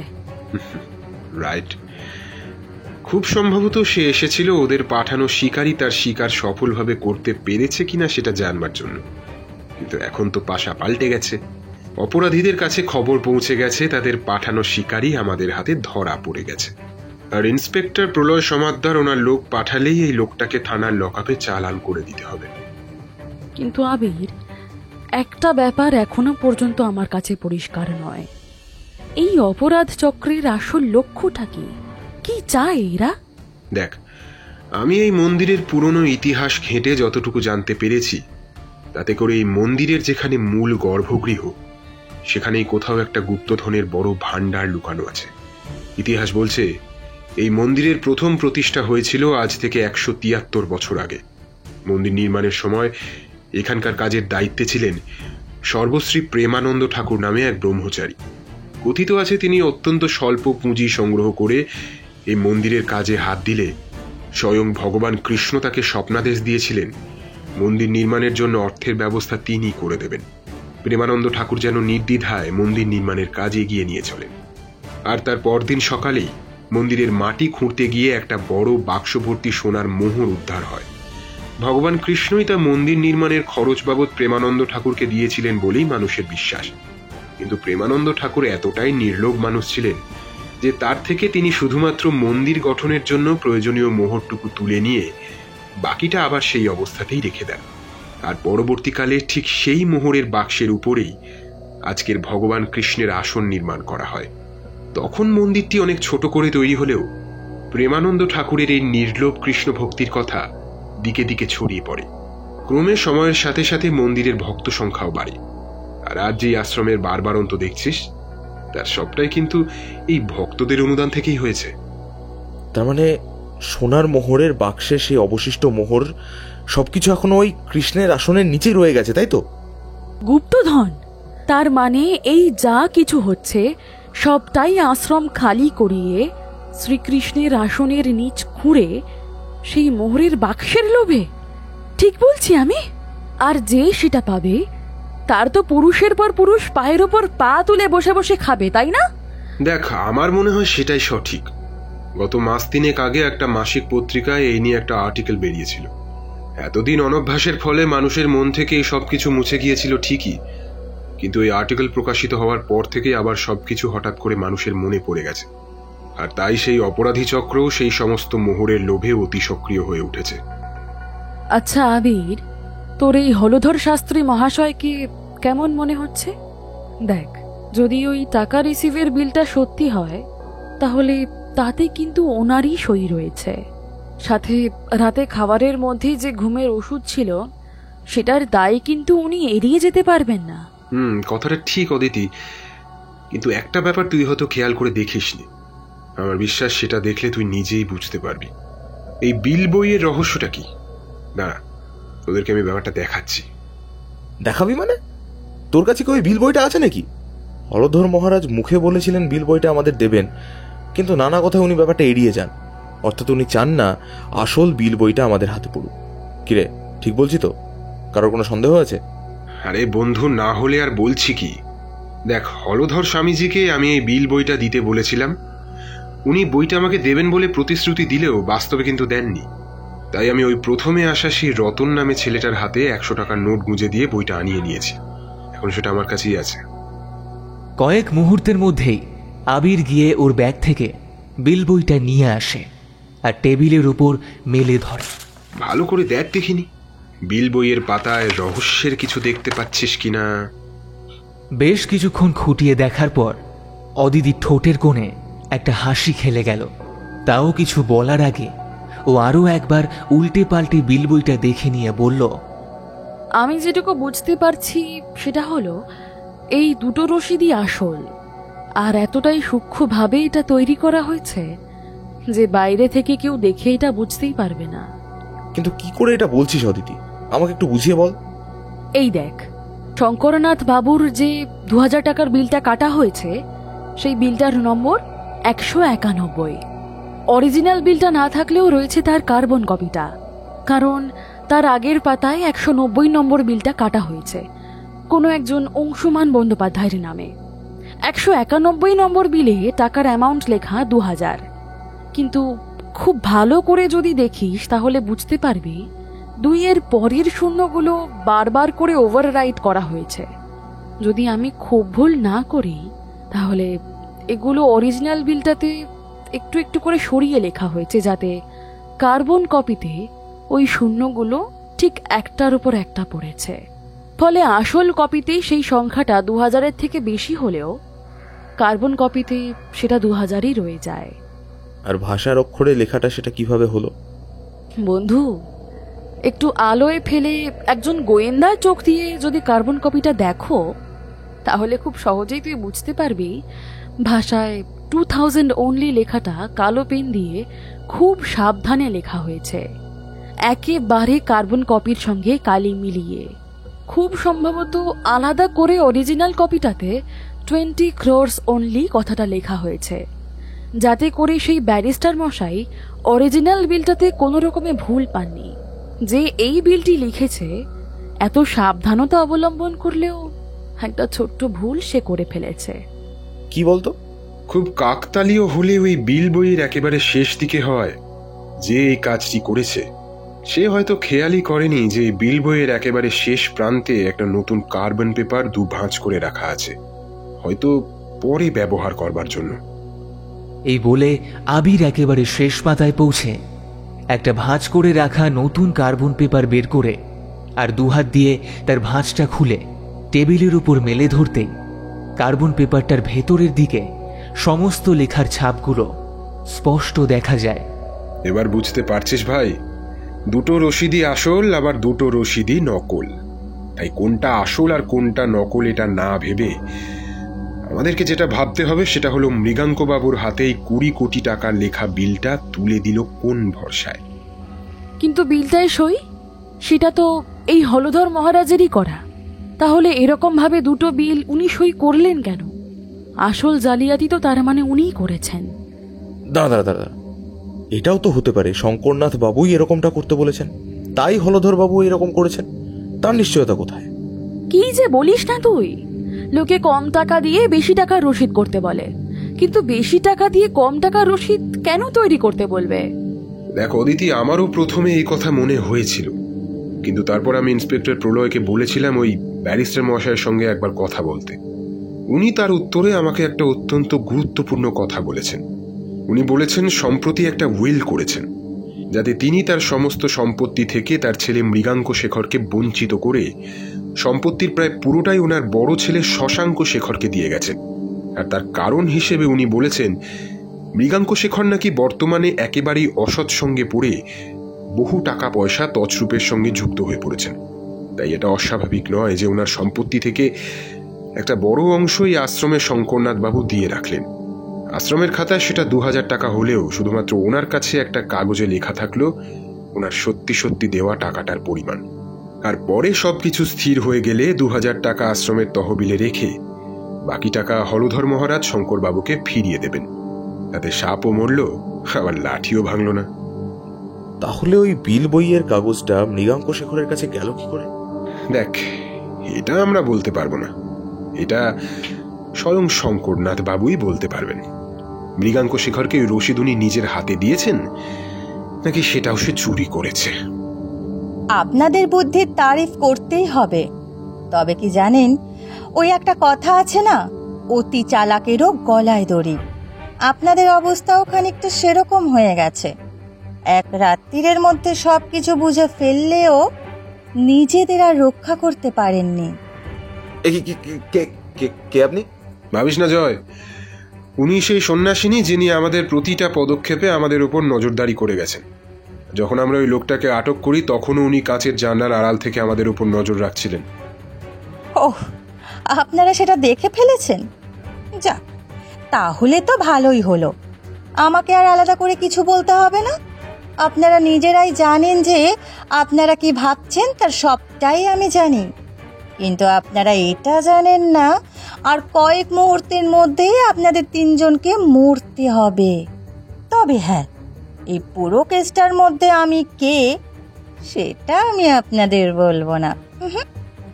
এখানে তো সবাই নাকি কৃষ্ণ প্রেমে মত্ত। তা আপনারা যদি ওই কৃষ্ণ ঠাকুরের ভক্তি রাখেন তবে নয় ওনাকে বলবেন আবার যেন আপনাদের সামনের জন্মে মানুষ করে পাঠায়। তখন আমি আপনাদের আমার আসল পরিচয়টা জানাবো। পরমেশ্বর কৃষ্ণের ভক্তি আমরা অবশ্যই রাখি। তবে কি জানেন অরুন্ধতী ম্যাডাম, আপনার পরিচয় জানবার জন্য আমাদের আরও একটা জন্মের অপেক্ষা করতে হবে না। সেটা আমরা এই জন্মেই জানি। আপনারা তো 3 ভাই বোন। 2 ভাইয়ের নাম শশাঙ্ক শেখর এবং মৃগাঙ্ক শেখর, আর তাদের এক বোন অরুন্ধতী নাথ। আপনার বাবার করা উইলে মৃগাঙ্ক শেখর বাবুর সাথে সাথে আপনাকেও যে সমস্ত সম্পত্তি থেকে বঞ্চিত করা হয়েছে তা আমরা জানি। আর ইন্টারনেটে আপনাদের গোটা পরিবারের একটা পুরনো ছবি এখনো আছে। তবে আপনার ছদ্মবেশটা বেশ ভালো হলেও একটা ছোট ভুল রয়ে গেছে তাতে। খুব তাড়াহুড়ো করে সন্ন্যাসিনী সাজতে গিয়ে আপনি গলায় তুলসীর মালার জায়গায় রুদ্রাক্ষের মালা পরে ফেলেছিলেন। আপনার চোখে এই ভুলটুকু গুরুত্ব না পেলেও আমাদের চোখে আপনার ওপরে প্রথমেই সন্দেহ শুরু হয়েছিল। আবিরের মুখে নিজের পরিচয় শুনে অরুন্ধতী একেবারে চমকে ওঠেন। ও যে আর ওর পরিচয় গোপন করে থাকতে পারবে না সে কথাও খুব ভালো করেই বুঝতে পারে। তাই কয়েক মুহূর্ত নিজেকে সামলে নিয়ে আবারও বলে ওঠে, আচ্ছা সে না হয় হলো, কিন্তু এবারে তো নিজেদের মৃত্যুর জন্য প্রস্তুত হন। আচ্ছা ম্যাডাম, সে না হয় হলো, মরতে তো একদিন সবাইকেই হবে। বরং এই কৃষ্ণ আশ্রমে না হয় আপনার হাতেই আমরা মরলাম, কিন্তু আমাদের তাতে বিশেষ দুঃখ থাকবে না। কিন্তু একটা ব্যাপার আপনি ভেবে দেখেছেন কি, এই যে লোকটা আমাকে খুন করবার জন্য এসেছিল, আমি তাকে তখনই পুলিশের হাতে না তুলে দিয়ে ঘরে এনে এতক্ষণ রেখে দিয়েছি কেন? পুলিশের কাছে তো অনেক পদ্ধতি আছে ওর পেট থেকে ওকে কে পাঠিয়েছে সেই কথাটা বের করে নেওয়ার জন্য, কিন্তু সেটা না করে ওকে এখানে রেখে দিয়েছি কেন? মানে কি বলতে চাইছেন আপনি? আপনি যখন এতটাই বুদ্ধিমতী তখন তো আপনার ব্যাপারটা নিজেরই বোঝা উচিত ছিল। আসলে এই লোকটাকে টোপ হিসেবে ব্যবহার করে আমরা সেই মানুষটার অপেক্ষায় ছিলাম যে ওকে আমাদেরকে এখানে মারতে পাঠিয়েছে, সেই মাস্টারমাইন্ডের। কারণ আমরা নিশ্চিত ছিলাম সে তাকে বাঁচাতে এখানে আসবেই, আর এলেই আমাদের হাতে তাকে ধরা পড়তে হবে। আচ্ছা, তার মানে আপনি বলছেন ওই লোকটাকে এখানে আটকে রেখে আপনারাই আমাকে এখানে টেনে এনেছেন কি, তাই তো? ঠিক তাই ম্যাডাম, যদি সেটা না করতাম তাহলে আপনাকে আমরা ধরতে পারতাম না, আর সেটা না পারলে আপনি আগামীকাল দোল অনুষ্ঠানের সময় যে কি নাশকতার ছোঁক করেছেন সেগুলো কিছুতেই বুঝতে পারতাম না। এই লোকটা আপনার পাঠানো একটা মামুলি পেশাদার খুনি মাত্র। আপনার পুরো পরিকল্পনাটা এই লোকটার পক্ষে না জানাই সম্ভব বলেই আমার মনে হয়েছিল। আপনার বুদ্ধির তারিফ করতেই হয় আবির বাবু, মানছি। বেঁচে থাকলে আপনি সত্যি একজন নামকরা গোয়েন্দা হতে পারতেন, কিন্তু ওই যে আপনাদের দুর্ভাগ্য, আপনাদের ভগবান শ্রীকৃষ্ণ আপনাদের জন্য না দীর্ঘায়ু লেখেননি, আপনাকে অকালে প্রাণটা দিতেই হবে। এই কথা বলে যেই না সেই ভদ্রমহিলা তার হাতে ধরা স্বয়ংক্রিয় আগ্নেয়াস্ত্রটা আবিরের দিকে তাক করে ধরেছেন, সঙ্গে সঙ্গে অদিতি একটা লাফ দিয়ে ওর পায়ের একটা সজোরে লাথিতে অরুন্ধতী দেবীর হাত থেকে সেটাকে ছিটকে ফেলে দেয়। আর অদিতির কাছ থেকে এরকম একটা অতর্কিত আক্রমণ অরুন্ধতী দেবী প্রত্যাশা অবধি করেননি। নিজের বাম হাত দিয়ে ডান হাতটা ধরে উনি মাটিতে বসে পড়ার সঙ্গে সঙ্গে এক মুহূর্ত সময় নষ্ট না করে অদিতি ওর পায়ের ভাঁজে অরুন্ধতীর গলাটা চেপে ধরে।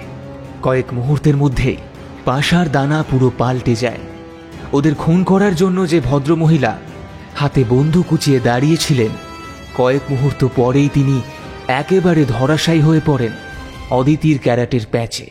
তখন অরুন্ধতী একেবারে অসহায়, আর বলতে বলতে ইন্সপেক্টর প্রলয় তখন সেখানে এসে পড়েন। দুজন মহিলা কনস্টেবল এগিয়ে গিয়ে অরুন্ধতীকে চেপে ধরলে বাকিরা সেই দক্ষিণ ভারতীয় লোকটাকে পাঁজাকোলা করে তুলে ধরে নিজেদের নিয়ন্ত্রণে নিয়ে নেয়। ইন্সপেক্টর প্রলয়, এবার থেকে একটু টাইম মতো আসবার চেষ্টা করুন, না হলে বাংলা সিনেমায় বহুল প্রচলিত প্রবাদটা লোকে সত্যি বলে মনে করতেই শুরু করবে। যাই হোক, এই যাত্রায় অদিতি ছিল বলে প্রাণে বেঁচে গেলাম, না হলে এতক্ষণ ওই অপরাধীদের নয় আমাদের তিনজনের গুলিবিদ্ধ মৃতদেহ আপনাদের তুলে নিয়ে যেতে হতো। সরি স্যার, আমাদের এরপর থেকে আর কখনো ভুল হবে না, আমি আপনাকে কথা দিচ্ছি। আরে আপনাকে এতটা অনুশোচনা করতে হবে না, আর ওই তো বললাম, এর পরেও যদি আপনি আবার এরকম দেরি করেন তাহলে আর এই অনুশোচনা করবার সুযোগটাও আপনি আর পাবেন না। ঠিক আছে, এখন অনেক রাত হয়েছে, এই দুজনের কি ব্যবস্থা করবেন সেটা একটু দেখুন। স্যার, আমি এদেরকে আপাতত প্রিজন ভ্যানে তুলে থানায় নিয়ে যাচ্ছি। সকাল হলে আপনারা থানায় আসুন, আপনাদের অভিযোগের ভিত্তিতে এদের উপর কেস তৈরি করব। আপনি ওই লোকটাকে আর এদের সাথে দুজন স্যাঙাত রয়েছে তাদের দুজনকে ধরে প্রিজন ভ্যানে তুলুন। অরুন্ধতী ম্যাডামের সঙ্গে আমাদের কিছু একান্ত ব্যক্তিগত কথা আছে, আমরা কিছুক্ষণ ওনার সঙ্গে কথা বলতে চাই। আবিরের নির্দেশ মতো ইন্সপেক্টর প্রলয় ওদেরকে সাথে নিয়ে ঘর থেকে বের হয়ে যায়।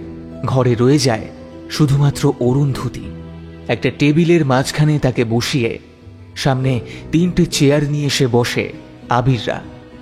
দেখুন অরুন্ধতী দেবী, আপনার পরিকল্পনা যে এবার খাটছে না সেটা আশা করি বুঝতে পারছেন, তাই আপনাকে আমরা ভালো কথাই বলছি। এই আশ্রমে আগামীকাল সকালে যে নাশকতার পরিকল্পনা আপনি করেছেন সেটা আমাদেরকে বলুন। আইনের চোখে আপনি একজন অপরাধী, আপনাকে তার শাস্তি পেতেই হবে। আপনি আর অযথা সাধারণ মানুষকে হত্যা করে নিজেদেরকে পাপের ভাগীদার বানাবেন না। আপনাদের যদি এতই বুদ্ধি থেকে থাকে তবে আপনারা নিজেরাই সেটা খুঁজে বার করে নিন। আমাকে জিজ্ঞাসা করছেন কেন? প্রশ্নটা বুদ্ধির নয় ম্যাডাম, সময়। আমাদের হাতে আর বিশেষ সময় নেই। প্রায় ভোর হতে চলল। সকাল হওয়ার সঙ্গে সঙ্গেই এখানে দোলের অনুষ্ঠান শুরু হয়ে যাবে। আমি জগন্নাথ স্বামীজির সঙ্গে কথা বলে জেনেছি ভোর 4:30 সময় মন্দিরে মঙ্গল আরতি দিয়ে অনুষ্ঠানের সূত্রপাত হয়। এখন ঘড়িতে বাজে ভোর 3:40। আমাদের হাতে সময় বলতে 1 ঘন্টারও কম সময় আছে, তাই আমি চাই না এখানে উপস্থিত কোনো ভক্ত এইসব ব্যাপারে কিছু জানতে পারুক। তাই আমি আপনাকে অনুরোধ করছি, আপনি কোথায় কোথায় কি কি নাশকতার ছক বিছিয়েছেন সেই কথা আমাদের বলে দিন। এখানে যদি একটিও পুণ্যার্থী মানুষের মৃত্যু তো দূর, সামান্য আঘাতও লাগে, তাহলে আমি আপনাকে কথা দিচ্ছি অরুন্ধতী ম্যাডাম, আপনার পরবর্তী জীবনটা আমি এর থেকে অনেক কষ্টের করে দেব। আর আমাদের ভগবান শ্রীকৃষ্ণ যদি আপনাকে ক্ষমা করেও দেন, আমি কিন্তু তা করব না। এবার বাকি সিদ্ধান্ত আপনার। এই আপনার গোয়েন্দাগিরি। আমি যদি নাশকতার ছক করেও রেখে থাকি তবে আপনি আমাকে সেটা জিজ্ঞাসা করছেন সেটা কোথায় রাখা আছে আমি সেটা আপনাকে বলে দেব? আপনার অনুরোধ মতো আমি আপনাকে বলে দিচ্ছি, আগামীকাল সকাল ঠিক 6টার সময় যখন মন্দিরে আরতির ব্যবস্থা করা হয় তখন পরপর এখানে 3টি বোম বিস্ফোরণ হবে। একটা হবে আশ্রমের মূল গেটে, আর 2 নম্বরটা নাট মন্দিরের পাশে। কিন্তু 3 নম্বরটা কোথায় সে কথা আমি আপনাদের বলবো না। দুটোর সন্ধান বলে দিয়েছি। এবার যদি সামর্থ্য থাকে তাহলে তৃতীয়টা খুঁজে বের করুন, আর আপনাদের এই কীর্তন গাওয়া কৃষ্ণ ভক্তদের বাঁচিয়ে নিয়ে যান। একদম বাজে কথা বলবেন না ম্যাডাম। আপনার কাছে মানুষের জীবনের কোনো দাম না থাকলেও আমরা আমাদের চোখের সামনে সাধু নিরপরাধ মানুষদের এভাবে মরতে দেখতে পারি না। তাই ভালো কথা বলছি, সঠিক কথার সঠিক উত্তর দিন। ছেড়ে দে অদিতি, এই যেটুকু সাহায্য উনি করেছেন সেটাই যথেষ্ট। এখনই ইন্সপেক্টর প্রলয়কে খবর দে, উনি যেন বম ডিফিউজিং স্কোয়াডের সঙ্গে অফিসারদের নিয়ে এখানেই আসেন। আমাদের হাতে কিন্তু একদম সময় নেই। তবে অরুন্ধতী দেবী, আপনাকে একটা কথা বলে রাখছি, বোমা বিস্ফোরণ ঘটিয়ে এখানে নির্বিচারে মানুষ মেরেই হোক আর 20 কোটি টাকার প্রতারণা চক্রের ফাঁদ পেতেই হোক, এই আশ্রমের জমি আর তার নিচে লুকিয়ে রাখা মোহরের বাক্সের উপরের অধিকার কোনোটাই আপনি পাবেন না। অন্তত আমি যতক্ষণ বেঁচে আছি ততক্ষণ তো না। তুই সেই আশাতেই থাক, এদের সকলের সাথে তোরাও মরবি আর আমাদের কেউ আটকানো থাকবে না। তবে তোরা যে ভাবছিস সেই সব কিছু চক্রান্ত আমি করেছি, আসলে কিন্তু মোটেও তা নয়। যখন তোরা আসল মাথাটার নাম জানতে পারবি না তখন তোরা ভরকে যাবি, জাস্ট ভরকে যাবি, অথচ কিচ্ছু করতে পারবি না। আবিরের নির্দেশ মতো ইন্সপেক্টর প্রলয় বম ডিফিউজিং স্কোয়াডে খবর দিলে ওনারা এসে ওই প্রথম বম দুটোকে খুঁজে বের করে ডিফিউজ করে ফেলেন। কিন্তু তৃতীয় বমটা খুঁজে পাওয়া তখনও বাকি। আবিরের চোখ মুখ দেখে বোঝা যাচ্ছে ও মনের ভেতরে ভেতরে প্রচণ্ড উদ্বিগ্ন। মন্দিরের সামনের দালানে তখন অত্যন্ত উত্তেজিত হয়ে পায়চারি করছে আবির। অদিতি আর জয় ওর কাছে এসে দাঁড়ায়। নিজেকে ভীষণ অসহায় মনে হচ্ছে রে, এতটা এগিয়ে গিয়েও শেষ রক্ষা করতে পারলাম না। ঘড়িতে এখন 4:45 বাজে, আর মাত্র 1 ঘন্টা 15 মিনিট সময় আছে আমাদের হাতে। কি করব, কোথায় খুঁজবো, কিছুই বুঝতে পারছি না। দেখ আবির, প্রথম যে 2টো বোম পাওয়া গিয়েছে, একটা গেটের কাছে আর 2 নম্বরটা নাট মন্দিরে, তার মানে ঠিক যেখানে যেখানে সব থেকে বেশি ভিড় হবে সেখানেই বমগুলো রাখা হয়েছিল, যাতে সব থেকে বেশি মানুষকে আহত বা নিহত করা যায়। তাহলে আমাদের ভাবতে হবে ওই সময় আর তৃতীয় কোন জায়গা আছে যেখানে সব থেকে বেশি ভিড় হওয়ার সম্ভাবনা রয়েছে। ঠিক বলেছিস। আমি গতকাল সন্ধেবেলা আরতির সময় শুনেছিলাম আজ সকাল 6টার সময় শ্রীকৃষ্ণের বিগ্রহে আবির দিয়ে অভিষেক করা হবে। তারপর সেই আবির সাধারণ ভক্তদের মধ্যে প্রসাদী আবির হিসেবে বিলিয়ে দেওয়া হবে। এটাই নাকি মন্দিরের প্রতিবারের একটি জনপ্রিয় রীতি। তার মানে ওই মুহূর্তে মন্দিরের গর্ভগৃহে সব থেকে বেশি মানুষের সমাগম হবে। মন্দিরের গর্ভগৃহ? কিন্তু আমাদের সেখানে পৌঁছানোটা তো অসাধ্য। ওখানে শুধুমাত্র মোহনজিরা ছাড়া আর কেউ প্রবেশ করতে পারেন না। আবির, চক্রান্তটা বুঝতে পারছিস? পারছি। অদিতি, আর এক মুহূর্ত সময় নষ্ট না করে চল, আমাদের এক্ষুনি যেতে হবে।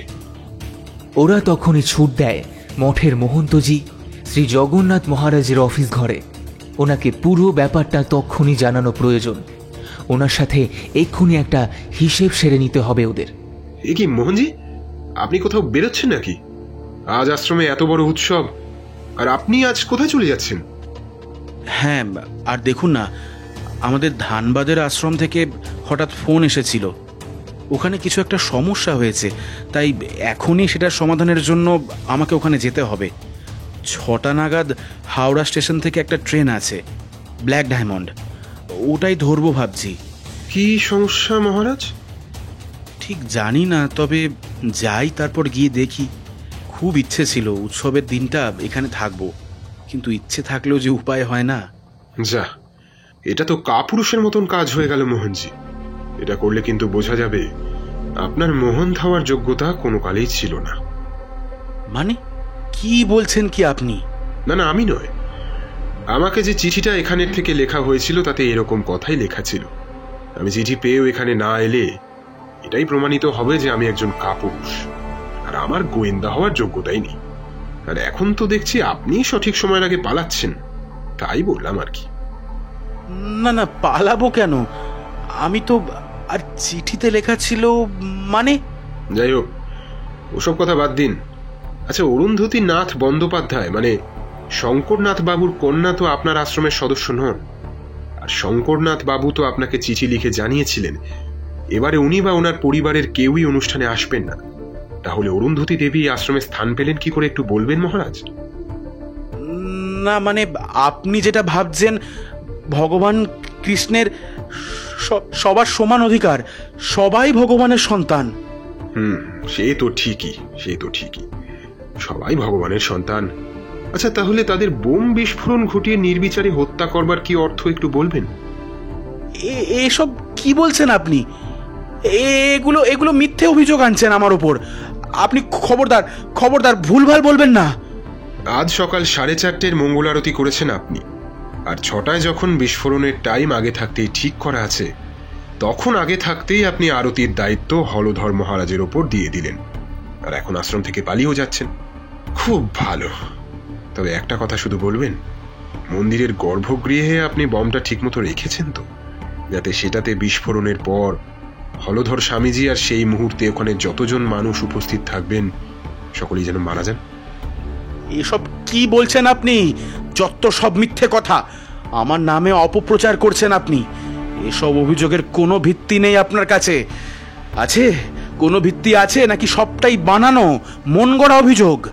মহারাজ, আরেকটা কথা আপনাকে বলে রাখি, এই মন্দিরের নিচে লুকিয়ে থাকা মোহরের বাক্সের গল্পটি কিন্তু সম্পূর্ণ সাজানো, লোকমুখে প্রচারিত একটা নিছক কাল্পনিক প্রচার মাত্র, যেটা এখানে ভগবান শ্রীকৃষ্ণ এবং তৎকালীন গুরুদেবের মাহাত্ম্য প্রচারের জন্য তৈরি হয়েছিল। আসলে এখানে এরকম কিছুই নেই। পরবর্তীকালে স্বামী প্রেমানন্দজির নিজের আত্মজীবনীতেও সে কথা লিখে গেছেন, তবে খুব সম্ভবত সেটা আপনার আর পড়া হয়ে ওঠেনি। তাই অরুন্ধতী দেবীর সাথে মিলে করা আপনার পুরো পরিকল্পনাটাই বৃথা গেল। আপনি কোনো মোহরের বাক্স কোনোদিনই পাবেন না, কারণ বাস্তবে এরকম কিছু নেই। আর হ্যাঁ, অরুন্ধতী দেবী থানায় ওনার বয়ানে আপনার সঙ্গে যাবতীয় যোগাযোগের কথা স্বীকার করেছেন। তাই আশা করি আপনি বুঝতেই পারছেন আপনার সব পরিকল্পনার প্রমাণ পুলিশের কাছে অলরেডি চলে গেছে। কথাটা শুনে জগন্নাথ মহারাজ সম্পূর্ণ ভেঙে পড়েন, আর তখন ওনার হাতে নিজের অপরাধ স্বীকার করে নেওয়া ছাড়া আর কোনো উপায় নেই। দেখুন মহারাজ, আমি চাই না এখানে উপস্থিত এত ভক্তের মধ্যে আপনাদের কারোর বা আশ্রমের প্রতি কোনো বিরূপ ধারণার উদ্রেক হোক, আর তাই আমার আপনাদের সাহায্য চাই। আবিরের পরামর্শ মতো জগন্নাথ মহারাজ শ্রীকৃষ্ণের বিগ্রহের নিচে লুকোনো বমটা বের করে নিয়ে আসেন, আর বম ডিফিউজিং স্কোয়াডের অফিসারদের হাতে দিলে ওনারা সেটাকে ডিফিউজ করে আশ্রমকে বিপদমুক্ত করেন। আর তারপর সকলের অলক্ষ্যে আশ্রমের মূল মহন্তজি শ্রী জগন্নাথ মহারাজ এখানকার আশ্রমের শ্রী হলধর মহারাজকে আশ্রমের সম্পূর্ণ দায়িত্ব দিয়ে নিজের গাড়িতে ধানবাদের আশ্রমে যাওয়ার জন্য হাওড়া স্টেশনের উদ্দেশ্যে রওনা হন। ওনার গাড়িতে থাকে আবির। জগন্নাথ মহারাজ যাতে কোনো চক্রান্ত না করতে পারেন তাই আবিরের রিভলভার ওনার কোমরে সব সময় লেগে থাকে। আর আবিরের গাড়িতে জয় আর অদিতিও রওনা দেয়। আশ্রমের কেউই বুঝতে পারেন না যে কি হলো। শেষ পর্যন্ত কলকাতা পুলিশের হেডকোয়ার্টারে জগন্নাথ মহারাজকে দিয়ে আবিররা পথ ধরে ওদের বাড়ির। ওদের ইচ্ছা সকাল সকাল বাড়িতে পৌঁছতে পারলে জমিয়ে বন্ধুদের সাথে দোল খেলা যাবে, আর ওদিকের কাজ ওদের শেষ। এবার জগন্নাথ মহারাজ আর অরুন্ধতী দেবীর জন্য আইন তার উপযুক্ত ব্যবস্থা নেবে। আপাতত আর এসব নিয়ে না ভেবে আবিররা হারিয়ে যায় রঙের উৎসবে। জয়ও রাজি হয়ে যায় দোল খেলতে। জীবনে লোভ, হিংসা, হিংস্রতা তো থাকবেই, তবুও তার মধ্যেই জীবনের জয়গান গাইতে হবে, কর্ম করে যেতেই হবে। এটাই যে ওই পরমেশ্বর বংশীধারীর শিক্ষা। তিনি যে জগতের পালন কর্তা, তাই তার কথার অন্যতা হওয়া যে সম্ভব নয়। তিনিই সত্য, তিনিই আকাশে ধ্রুবতারার মতো শাশ্বত, চিরসত্য। তাই ওরাও সব ভুলে মেতে ওঠে রঙের উৎসবে, দোল খেলাতে।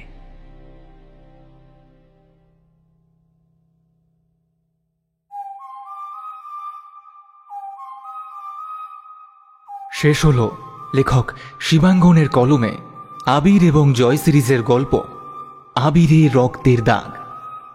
আজকের গল্পের গল্প পাঠে ছিলাম আমি সৌভিক। গল্পে আবিরের চরিত্রে সৌমদী, জয়ের চরিত্রে মৈনাক, অদিতির চরিত্রে মৌপিয়া, জগন্নাথ স্বামী এবং ইন্সপেক্টর প্রলয়ের চরিত্রে রমাকান্ত, হলধর স্বামী এবং মদনের চরিত্রে আমি সৌভিক, রতনের চরিত্রে দিব্যেন্দু, অরুন্ধতির চরিত্রে পূজা।